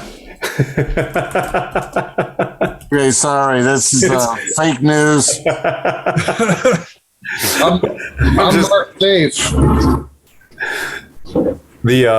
That's one of those ones I would hate to publish that in the way of. I would like to remind our listeners that everything that is contained within Cleveland Moto podcast is for entertainment purposes only. Yeah, it's mostly bullshit. Probably induced by alcohol. So it was the alcohol talking. I'm sorry. It really was like monkeypox. So I'm sorry, I got it confused. I stand by my declarative statement that I hate the Honda Navi, even though I haven't ridden one yet. So that's probably where I got the AIDS from. I will stand behind my decision that I'm going to make a declarative statement. I do not like that bike, even though I haven't ridden it. Yeah, so. When you can get a buddy for the same price without all the bullshit, and the buddy just gets faster and better and everything. The Honda Navi, listen, I love Honda. I just like John and the other guy. I love Honda. But the Navi thing is just not worth it. It's just not. Get a buddy. Buy a buddy from Phil. Call Phil at Cleveland Moto and buy a fucking buddy and save your money because the Honda Navi's not as good. And here's some insider baseball thing for people that aren't paying attention. Two big things. We're talking about scooters. We'll just fucking go into a scooter cast for a second.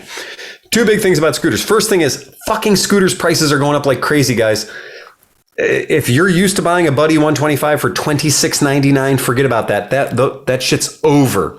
I bought my Buddy for $700 with 300 miles on it.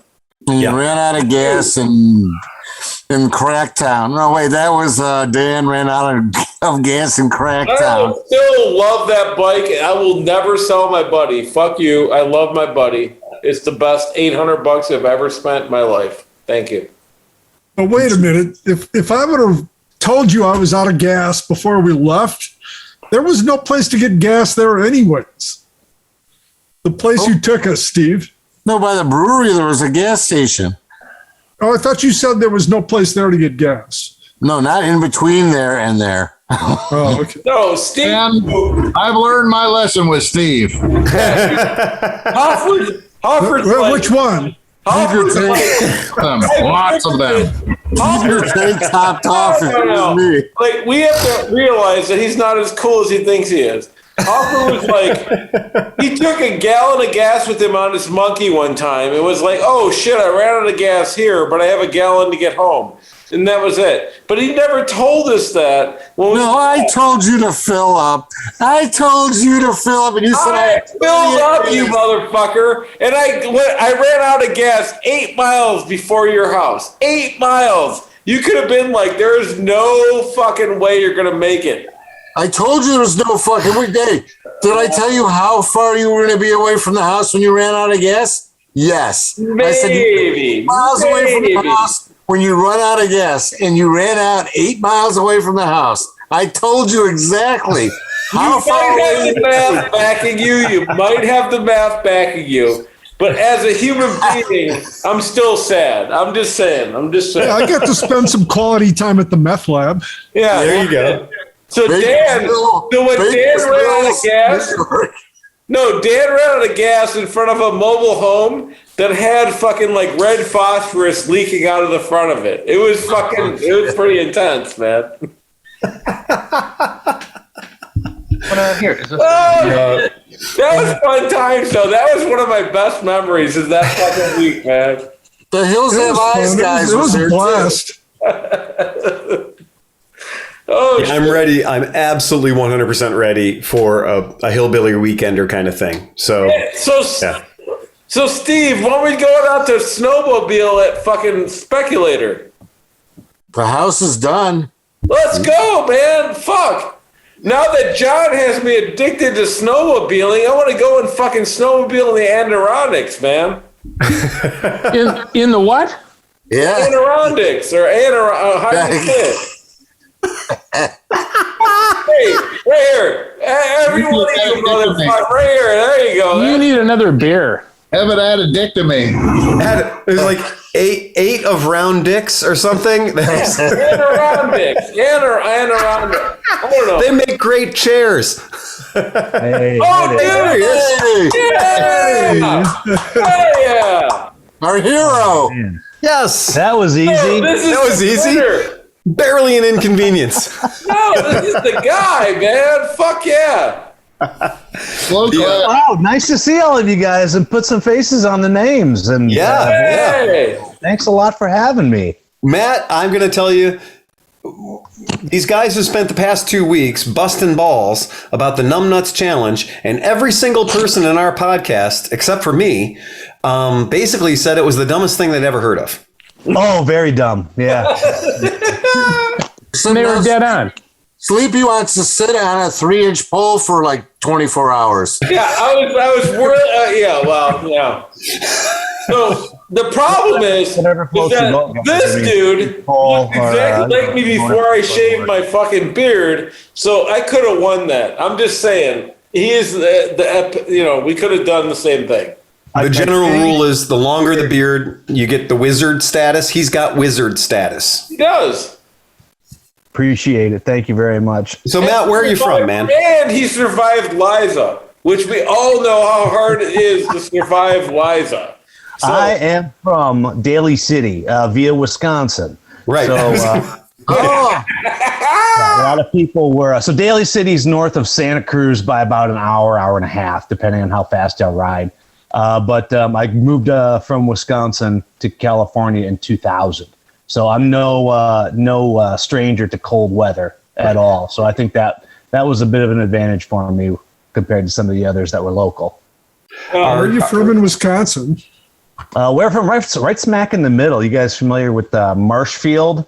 The bigger towns are Wausau, Stevens Point. I'm originally from La Crosse. Okay, so yeah, I'm a straight shot east from La Crosse, pretty much. Driftless region, man, that is gorgeous place to ride around. hell yeah. Just south of La Crosse, or no, southeast. So yeah, I'm familiar with that area.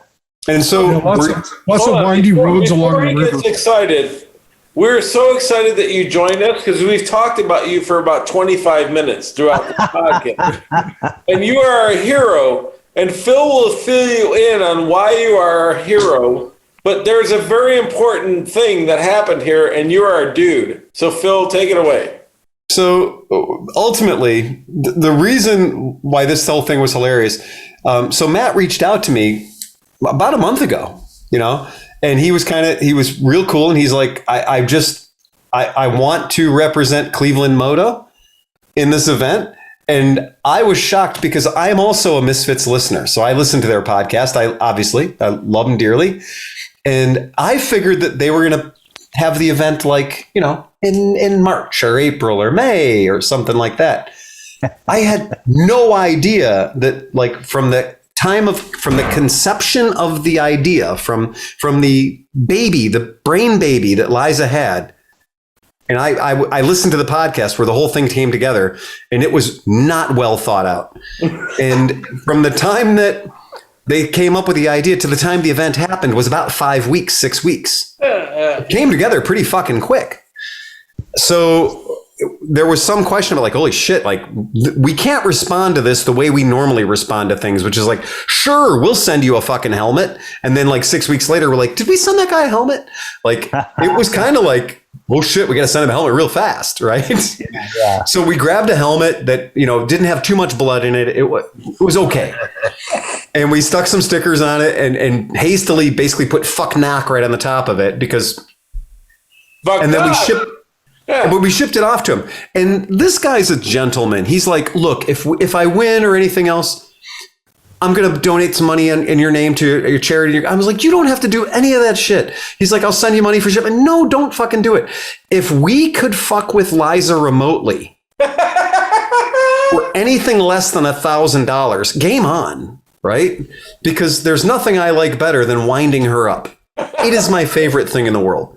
So I do love it. And because you don't usually win with Liza.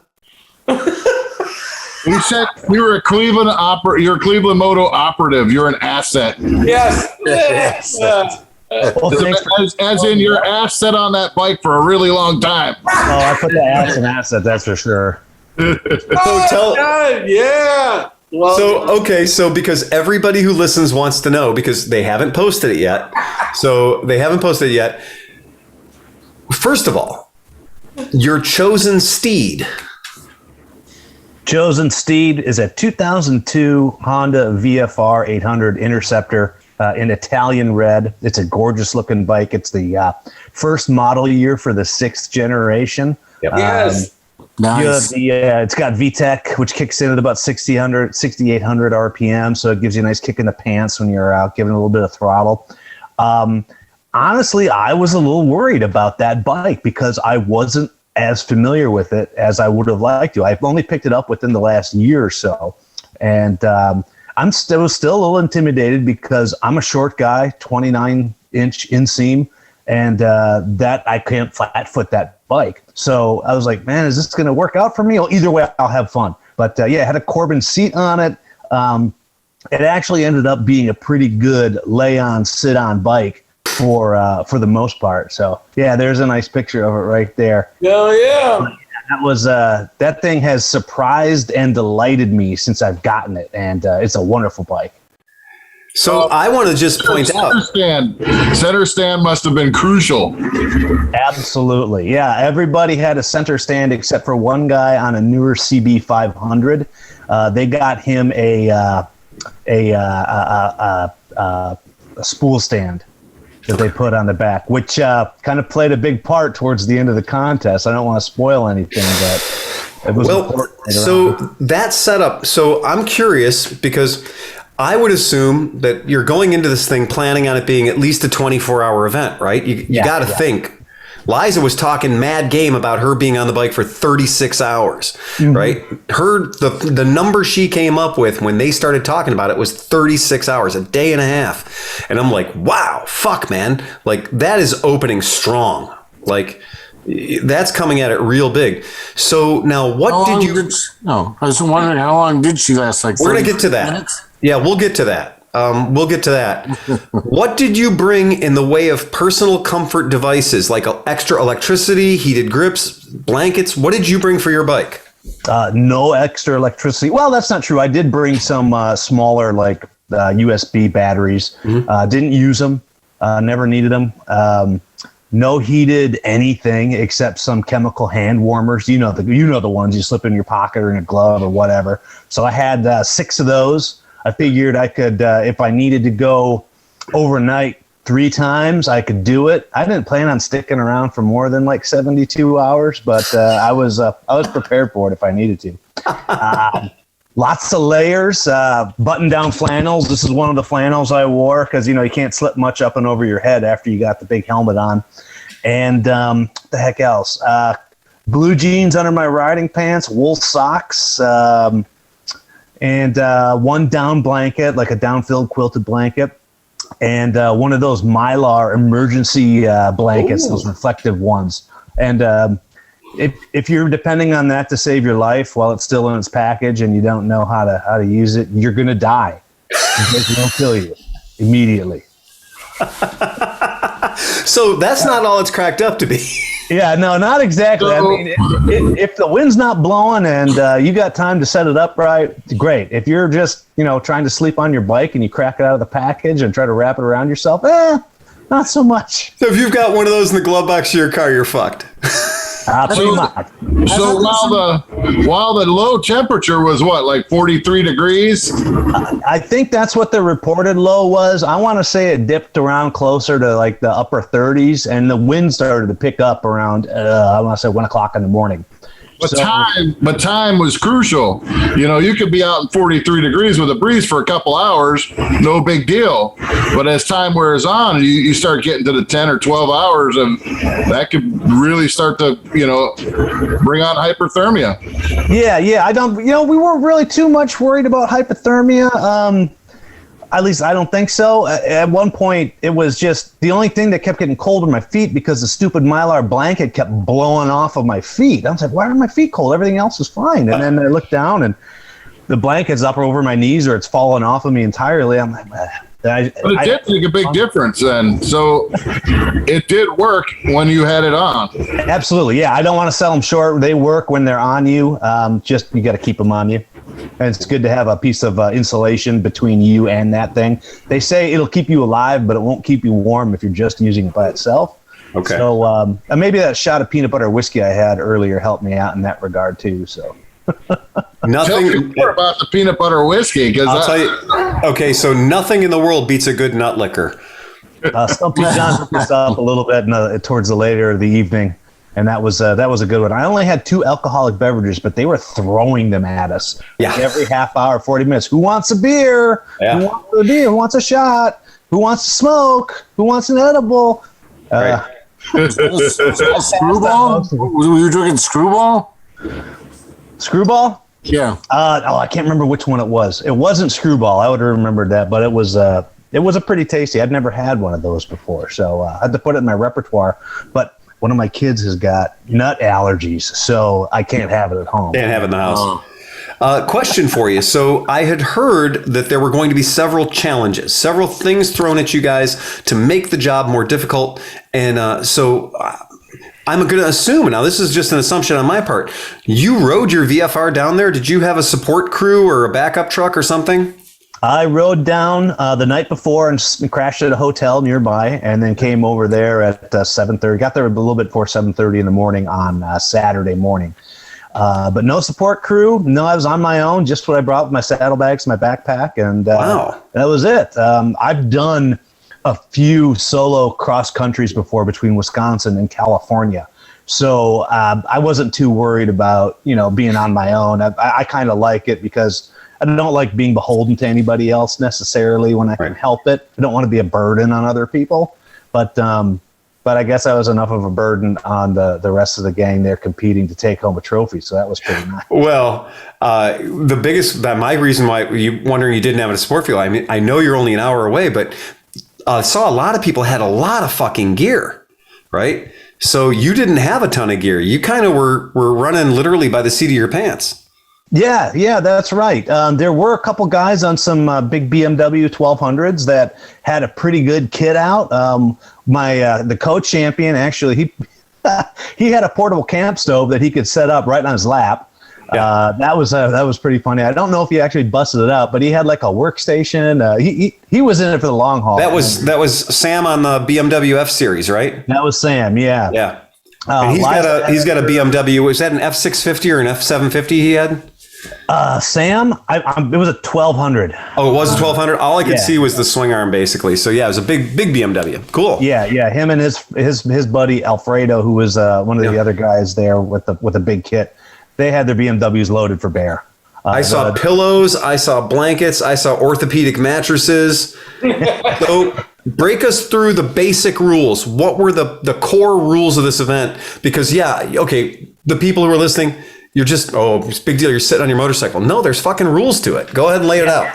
Yeah, there were rules, and they were clear and unclear at the same time, and sometimes they changed in the middle of the competition a little bit, but still the general ideas were the same.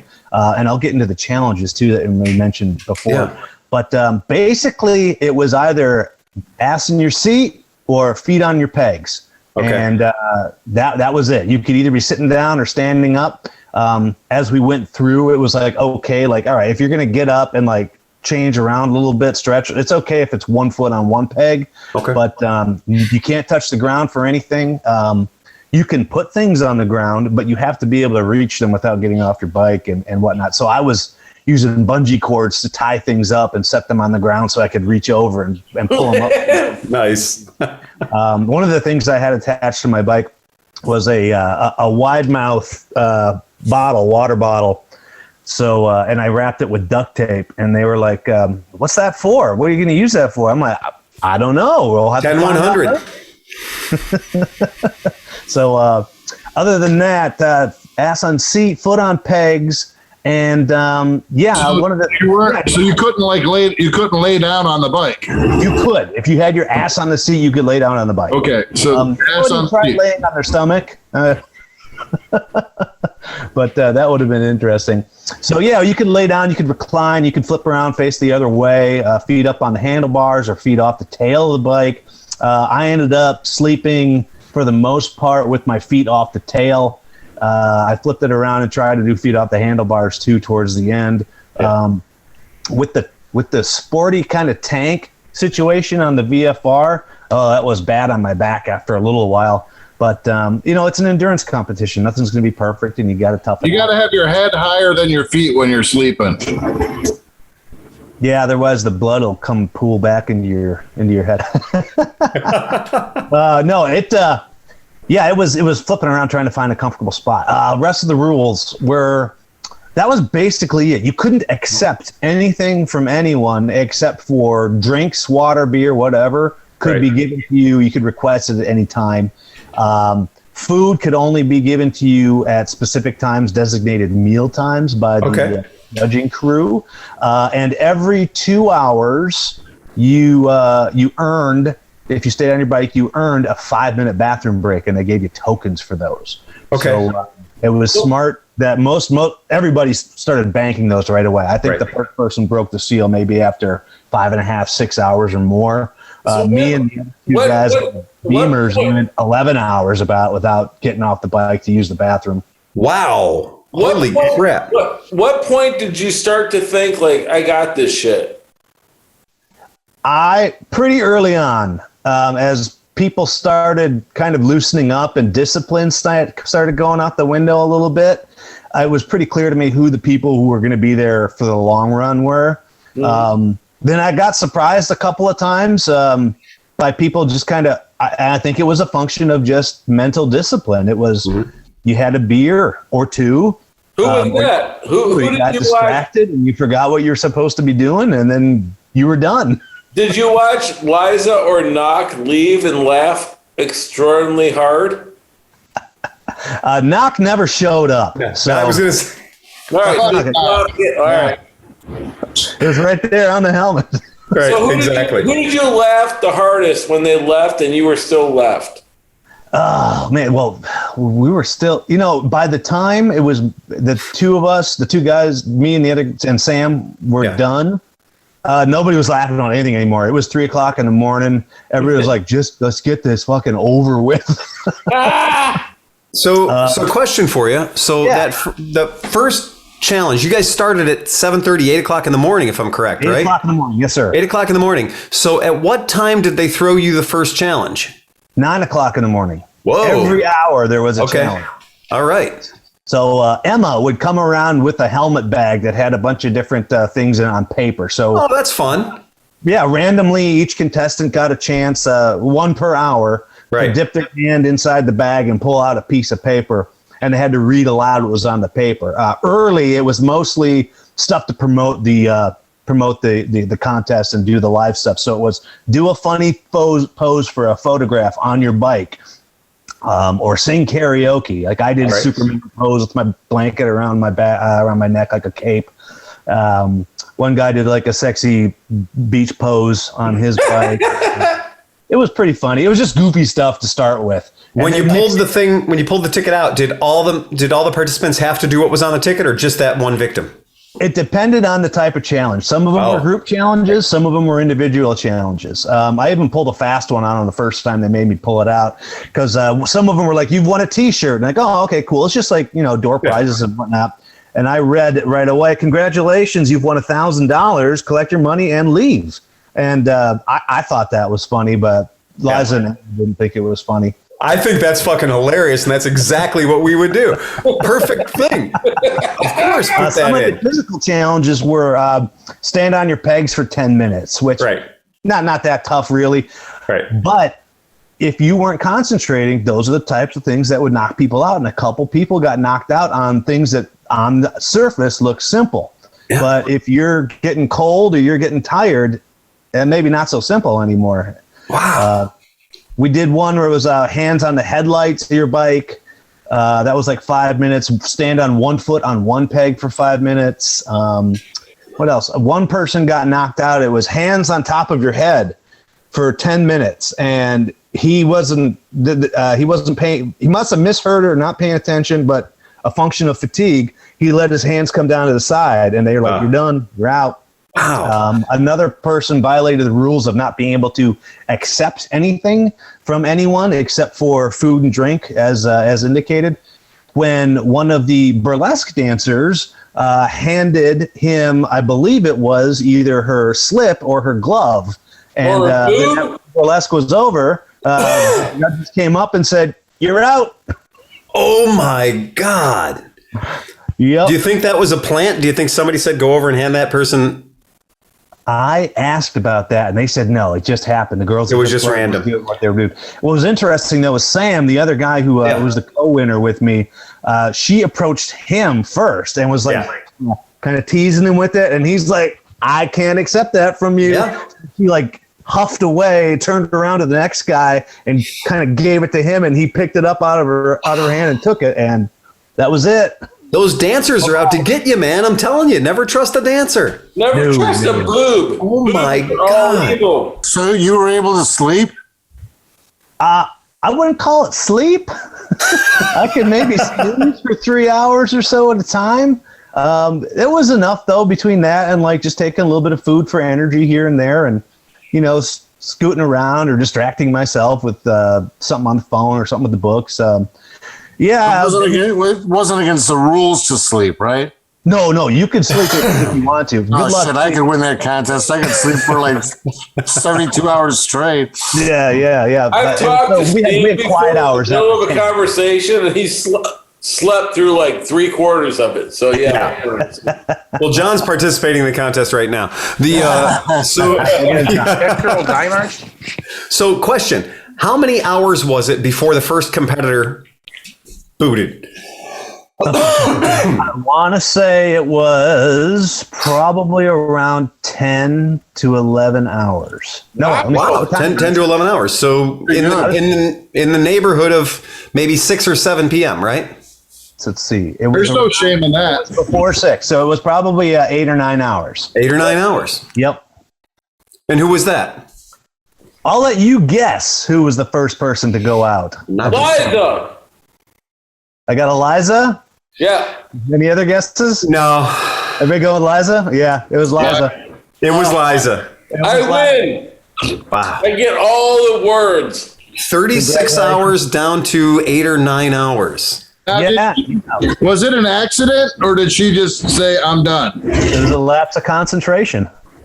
Really? So you guys know Liza Probably maybe. sat on her stock Africa twin seat, which obviously is not 10 hours worth of sitting on. Oh, that Africa twin seat was sweet. That wasn't the problem. That wasn't a problem. Oh man, That Africa twin seat's awesome. The heated seat with the with the I can't remember what the electronics were, but it she can adjust it. It goes to like an intermittent setting, and it flashes how long the coils are on. It's a pretty cool setup. It's real neat. But so here's what happened with Liza, and I actually called her on it when I saw it. So my fault. But so they're setting up for the burlesque show, right? And Naked Jim is there. He's trying to set up a spotlight, and the spotlight is right next to Liza's bike, in between her bike and the next bike over. And so she's trying, God bless her, she's running a great show with this event and then competing in it too, but trying to run the show at the same time as you're competing in it. And she was trying to help with the spotlight, and to get a better angle on it, she sat back on her seat when she should have been standing up on her pegs during the 10-minute peg stand challenge. Middle of the challenge, she's trying to help out. She sits back on the bike, and I'm like, "Why are you off your pegs?" And that was it. Ooh. Well, there you go. She was a great sport about it, though. She was. Yeah, that's cool. And you know what? It's her idea. It would have been funky if she would have won the thing anyway. So I'm so happy that she probably was thrilled to be able to get off the bike, so then she could go around and be a part of the management of the whole thing. Oh, not just a part. She turned into the primary instigator for getting people out of there. I think she was like, you know what? I'm glad. I don't want people anywhere near my property in 24 hours. And I'm glad that you said it and I didn't have to. Is that an incidence of mouth bigger than ass? Well, so that's pretty. I mean, that is saying something. So 9 hours in or whatever, to the first person going burlesque, clearly that happened in the setup of the burlesque, right? Oh, the burlesque was a huge catalyst. It knocked out 2 out of the 7. Yeah. Holy shit! Really?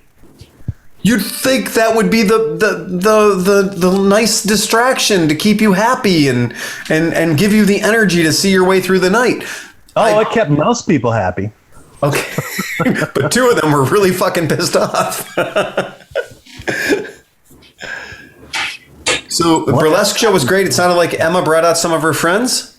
Yeah. Emma and I believe Jim helped put together the entertainment in that regard, and it was fantastic. It was among the best burlesque shows I've ever seen from a standpoint of the talent and the dancers and the fun that people were having. So I was pretty surprised, especially because it was 50 degrees in a parking lot. In a parking lot behind the Santa Cruz police station and formerly a dentist's office. Perfect spot for burlesque show. Perfect spot for burlesque. Why not? Next to a temporary tent that's been there for 10 years. Temporary solutions are always permanent. Temporary solutions tents are always forever. Yeah, ask me about my shipping containers. That's exactly it. That shipping container's going, no, it's shipping days are done. So it's now a sitting container. So that's badass. Any other notable, what do they call that? Painful eliminations? Oh, yeah. So all right. So on your pegs for 10 minutes, hands in pockets. You can't put your hands on the bike at all. You got to keep them in your pocket. One of the dudes on the big BMWs, Alfredo, he had been enjoying a couple of drinks. I think he may have had an edible earlier in the day, and he was chatting with somebody. And those big BMWs have big center stands, right? They're high off the ground. Yeah. So if they rock, they can rock off their center stands. They rock forward. So he had his weight back on the bike, but he was talking to somebody. And while the challenge was going on, again, got a little distracted. So he leans forward to say something to the person, and the bike starts tipping forward, and he instinctively reaches out to grab the front brake, and then he's out immediately.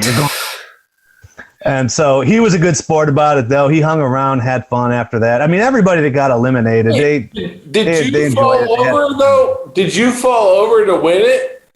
Like, I thought Liza posted something that somebody fell over that won it. It got down to 3. Let me see. The eliminations were Liza helping with the spotlight, Alfredo leaning forward and almost knocking the bike off the center stand. Michael took the clothes from the stripper. No, not Michael. Henry did that. Michael let his hands come down from his top of his hat to his helmet. Henry took the offering from the stripper? Henry took the offering from the stripper. Which bike was he on? He's on a police issue Honda ST1300. His ST 1300. We all know that bike, man. Yeah. I think we've all ridden that bike. Yeah. Henry's awesome, man. And you know what? Henry would do that because Henry is a gentleman. Yes, he is. Yeah. Henry was fantastic. It was great getting to know these guys. Like, we're all strangers. Some of them know each other already. I didn't know anybody there. You're not strangers anymore. Nope. Yeah, it's weird. No, not at all. It's great. What a fantastic group. And the fact that they're Liza and Emma and the rest of the crew are able to get all those folks to kind of form a community around Super cool. It's a testament to what kind of folks they are. It's great. So the last elimination was Evan, who's a younger guy, the youngest guy there. And he actually lived in the old dentist's office right across the parking lot. So his bed and his paramour were 90 feet away from him at any time. He was on the CB500, so the one that didn't have a center stand. He had himself ratchet strapped to the bike. He pulled the bike cover over himself and the bike and proceeded to sleep. And his helmet he didn't have his helmet strapped on, so it was like sitting on the top of his head.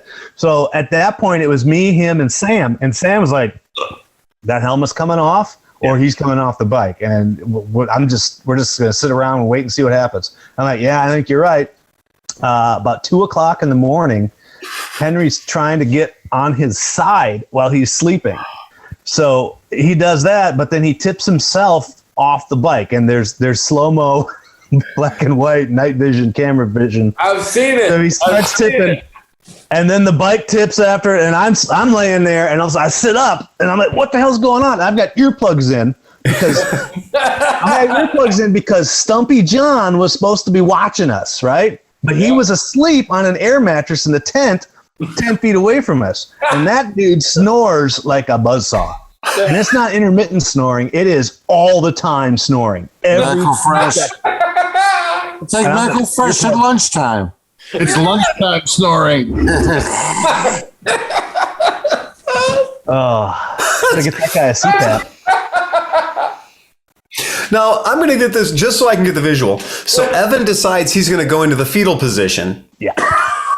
On a motorcycle. Under the cover. Fetal But position. he's under a motorcycle cover Yep. that he's using as a blanket Yes. to give himself, basically, he's got a tent. He's got an tent. improvised shelter. So he's got, but that thinking on that is solid. I mean, I love every bit of that. And he's ratchet strapped into it, too. And you've got, I mean, think about it. You're literally strapped to the bike. Like, that's a pretty good idea. Like, to get a belt on and strap yourself in is a great idea. Yeah, and then the idea of having a cover, to have a motorcycle cover, that's like a one-man pup tent. You could be getting all kinds of weird in there. To run the engine beforehand, you can get a little heat in there and it'll trap it in there. That's brilliant. Yeah. Were you allowed to start the bike up and let it run a little bit if you wanted? Not after 10 p.m. So at like 9:40, I cranked it up and I got the temperature up to about 220 degrees. Yeah. And then shut it down at 10 o'clock. So yeah, it was the cold was definitely something to deal with once about after midnight it really started cooling down. The cold. So now he takes a dive at 2 a.m., right? So he literally takes a dive at 2 a.m. Yeah. How long did you and Sam have to sit there and realize that you didn't actually have to win? Like, well, that was funny because when there were 5 people left, we started chit-chatting about splitting it up 5 ways. oh, okay. And I was like, you know what? If I'm the sticky wheel in this one, everybody else wants to split it, then, you know, I'm not going to say no to everybody. Every time I'm trying to have a good time. Right. But sure enough, people just started dropping out. So the people that were sticking out were like, well, maybe we should stick this through to see how it plays out. Right. And sooner than I think anybody thought, there was just 3 people left. And we were talking about splitting it again. Evan had actually been the third guy. He had not been around when the rest of us were kind of chit-chatting about splitting it. So I'm not sure if he knew that we had been talking about that, but he would have been included too at that point if it would have worked out. But because of how we were watching him, and all credit to him, he was in there for the long haul.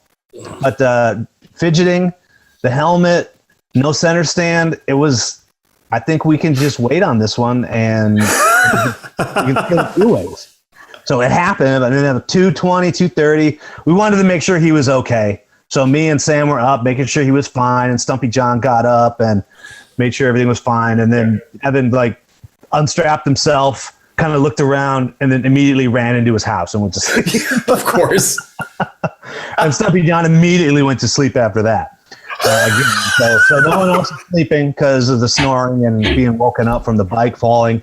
Sam and I just kind of chit-chatting a little bit, and he's like, well, what do you think? I mean, I'm like, oh, I can stick around.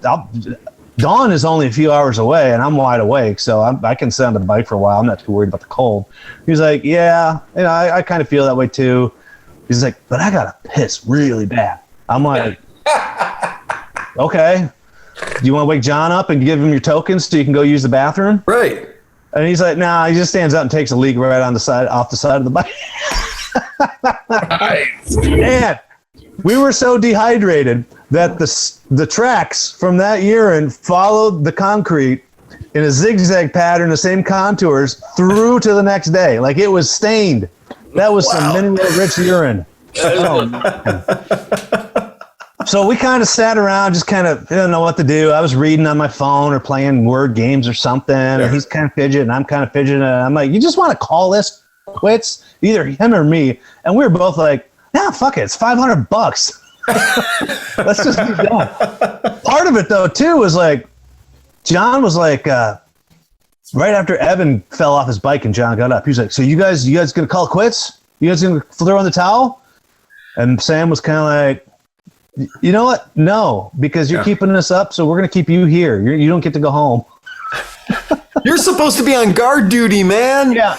In the Army, if you fall asleep on guard duty, it's your ass.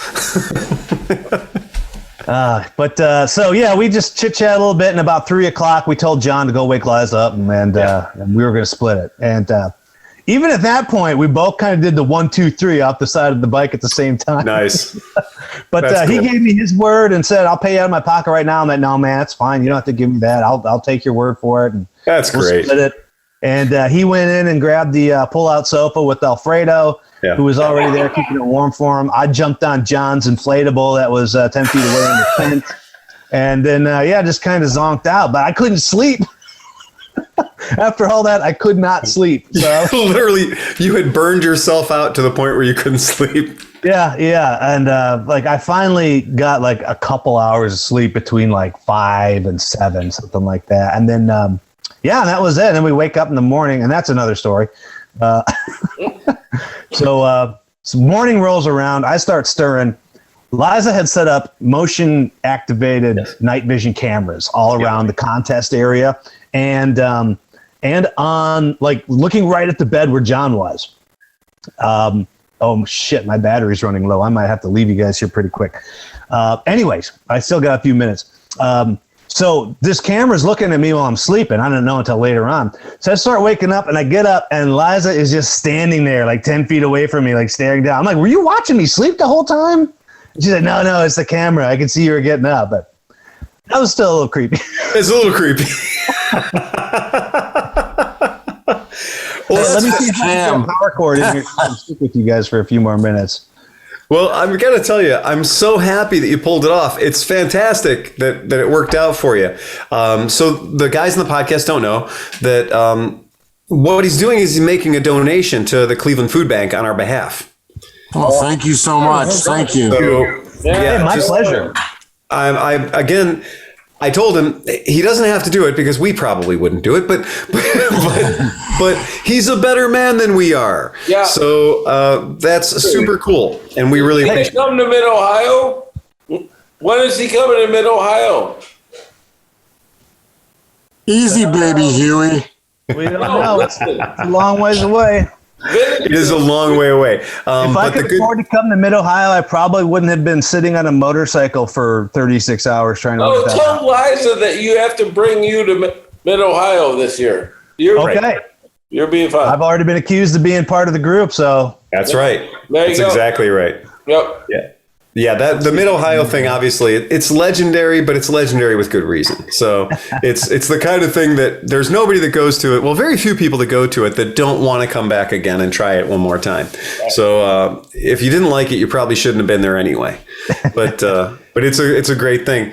And Phil, about the food bank donation, I wanted to do that as a thank you for sending out the helmet. I mean, you went out of your way to give some stranger a piece of garbage that might help him win $1,000. So no, we wanted to help fuck over Liza. Everybody wants to fuck over Liza. We love her. We want to fuck her over. Look, I'm going to tell you that helmet probably saved me a round trip airplane ticket. So good investment. That might have been the cheapest helmet I ever gave away. So it's like, but it was funny when you said, you're like, I kind of need a modular helmet, and I've got a big head and everything else. And I started looking through all of our, the test ride helmets and stuff that we get, and the demo helmets and stuff. And I was like, we've got one. We literally have got one sitting here. It's only been crashed once. And it was perfect. And it was like, and I was not joking. I was like, I wouldn't send it to anybody for any event that was involved speeds over 5 miles per hour. But the fact that it was a stationary event was perfect. It was absolutely perfect. I was so happy. And Renee sees me and I'm putting these stickers on the helmet and everything else. And I'm just kind of giggling. And she's like, what the fuck are you doing? And I was like, I need you to send this to Santa Cruz fast. I mean, this needs to go out today. And she's like, what the? And I was like, I explained the whole thing. And she's like, oh, that's amazing. That's fantastic. And she literally said, she goes, I can't believe you're not flying out for that. I was like, yeah, you and me both. But I've already got, my dance cards full for January 29th. So yeah, super fun. I mean, really great. The idea sounds like a fart in church. I mean, there's nothing appealing about it whatsoever. But then you see that a bunch of people getting together and doing something stupid, it has its own magnetism. Yeah, it did. It drew a good crowd. There's probably, I want to say 25, 30 people there when the burlesque show was going on. And a lot of them stuck around. It was in and out, busy and slow. It was pretty cool to see how many people would show up and just hang out, just chit chat and shoot the shit. So, like I said, sounds like the most harebrained thing, but it worked. It worked really well. I was impressed. I've done a lot of events in my career, and for what this was, it worked out really well. It was well executed. I'm super happy they did it, and that is the thing. Again, all the events in the world, something original, something cool, something fun. Is one of my favorite things in the world to show up in Santa Cruz and just randomly show up on a Sunday to a Misfits day. And I don't tell anybody I'm fucking coming. I walk up the driveway with like tacos and beer or whatever, and I love it because you're always going to get the strangest like. Every Sunday, it's a mixed bag. You have no idea what's going to show up. And like the one Sunday I showed up completely unannounced, there was all the electric motorcycles, and an Energica, a Lightning, every fucking electric motorcycle was there. It just was a thing that was happening. It wasn't scheduled. And I got to meet some of the coolest people and have a great time. Livewire, all the electric bikes were in one spot. And that's the kind of stuff that happens at that Santa Cruz thing on a Sunday. So it's really great. Liza's, I bust her balls all the time, and, it's fun, but she's put together a magic thing, and we love her for it. I mean, everybody there is so fucking cool. And the fact that you went in and just won, awesome. Well done. Extremely well done. Thank you for your help. I appreciate it. It was a blast, man. Happy to represent. Hey, my computer is dying right now. Thank you so much, Matt. We appreciate you coming on board. We won't say anything bad about you when you're gone. I promise. All you want, man. I've heard it all. All right. Thanks you legend. Fellas. Thanks, man. Take it easy. Hopefully I'll see you in Mid-Ohio at some point. If not this year, who knows? Or we'll see you out there. Sleepy and I got to go out and do interviews. Awesome. Let me know, man. Cool, man. All right. Good night, fellas. Have a good one. Take care. So there you guys go. That was our Numbnut. That was awesome. I was gonna say we backed the right horse. That's all we got to say. Yeah, man. Yeah. How cool of a fucking guy can you get? That's exactly it. Coolest guy ever. Yeah, that's really cool. So there are events happening in the middle of winter. You just got to be willing to go to them, I guess. There you go. Yep. But Sleepy, we are not going to sit on a 3-inch pole. Okay. You can sit on a 3-inch pole and tell us how it goes. We're not going to sit on a 3-inch pole. Don't even try to talk us into it. We're not going to do it. I'd rather ice race and film it since John missed all my fucking awesomeness. That's all I'm saying. Yeah. So I don't know. Somebody is more sorry about that than me. So I have another Motor Stories with Uncle Phil with John, which is a great episode because he's answering a person's question. But before we answered that, we also filmed the awesomest ice racing situation ever, except for that John hit stop recording every time I was doing my thing. Well, I didn't know you had the camera on. I thought it was off, so I was turning it on. I'm just saying. So I was risking my life in a death spiral that was at least 17,000 RPMs. Was it a GoPro? It was a DJI Osmo 1.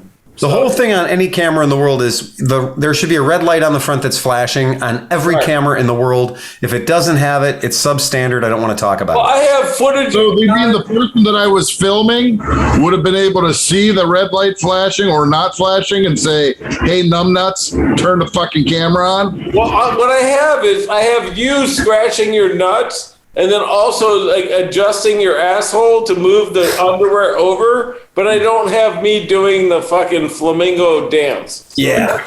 So what are you guys doing Sunday? Well, no, you're coming over to do stupid shit. Okay.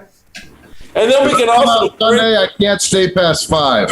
Okay. No, let's make this early, and I will tell because Phil gets. So John, my neighbor, works on RTA buses. So when I told him that you used to work on Cleveland fucking cop buses, he was like, "Holy shit, this guy is my hero in life." And so, like, he's telling me about all the bullshit that he has to deal with. So this dude came from working from Ford to working for fucking the Cleveland RTA system. So this motherfucker leaves at 4 a.m. and gets home at 2 or whatever. I don't know. All right. So the long and short of it is, looks like we're getting together on Sunday. Yeah, let's bring all this. Ride some dirt bikes on the ice and have fun. Yeah, that sounds great. And I'll try to get out there by noon to 1-ish. I don't care. I'll be up at 10. Come over anytime after. Okay. Well, that sounds great to me. I love the idea, man. I'm all in. And if we're good, if you guys are all good, we'll bring Dr. Waters out so we can record Moto Stories. Oh, no, we have to do that too. But I need to know that because we have to make it look good. People are mad. They're mad that we went from fucking cinema to like me and John. Look, man, I'm going to tell you right now. Recording a couple episodes with a GoPro in a garage. Hey, so Sleepy. People aren't mad. One person is mad. Okay, the one person is mad. Yeah. And I didn't even look. I don't follow that. You didn't tell me. But what I know for a fact is that people aren't mad.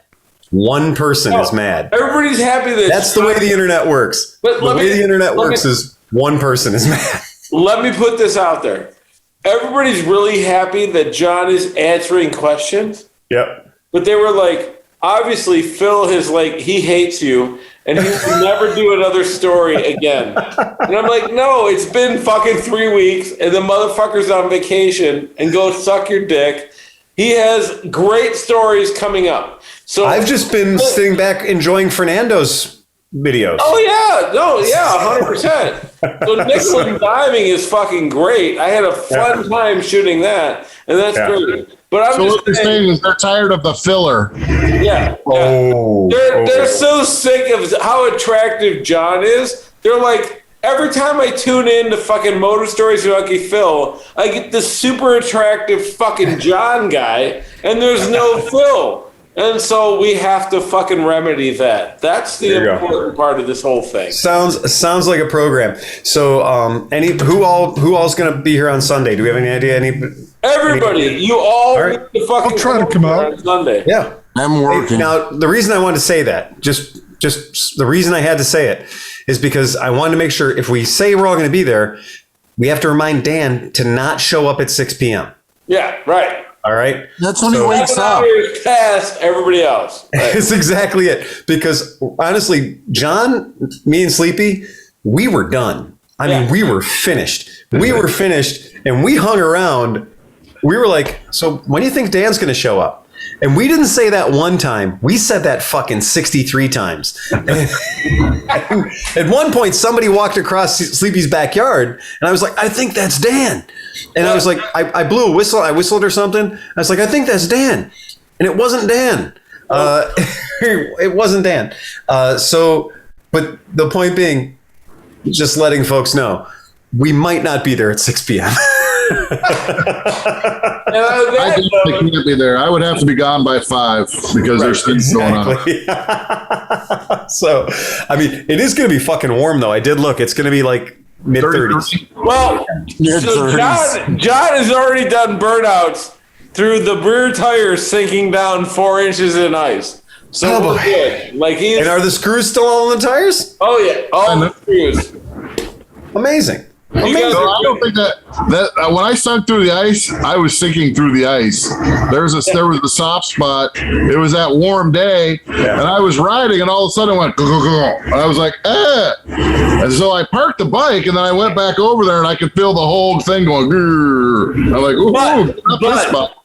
Like my porch. Once you cleared the snow off with the quad, it was fucking. You could really once there's no snow on ice. you can throw it into the corners. Like we were third gear, solid, full throttle on this shit. It was fucking. That's why we need a Zamboni, man. I'm telling you, we got to have a Zamboni. Well, Don't give off gov deals. I was trying to see if I could like run a shovel on the mini quad, but it just didn't work. I couldn't do anything with that. But the little quad did kind of a good job with the chains. It sort of dug things up and flattened it out. Like it did help groom it. Good idea.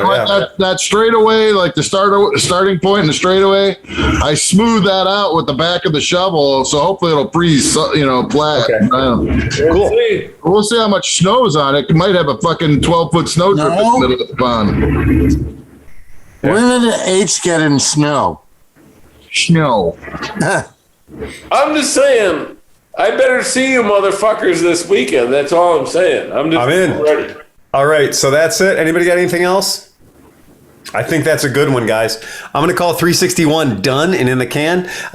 From all of us here to all of you out there, tonight's guests, fantastic. Absolutely awesome. Gotta love Matt. Good job. Well done. Well fucking done. Pay attention. If you are not a Patreon member, strongly consider becoming one. You can participate in this crap. We'll read your messages. Maybe you can give us great intel on shit we didn't know was happening. We love it. Go to patreon.com. Look at Cleveland Moto. Aside from that, ride fast and take chances. That's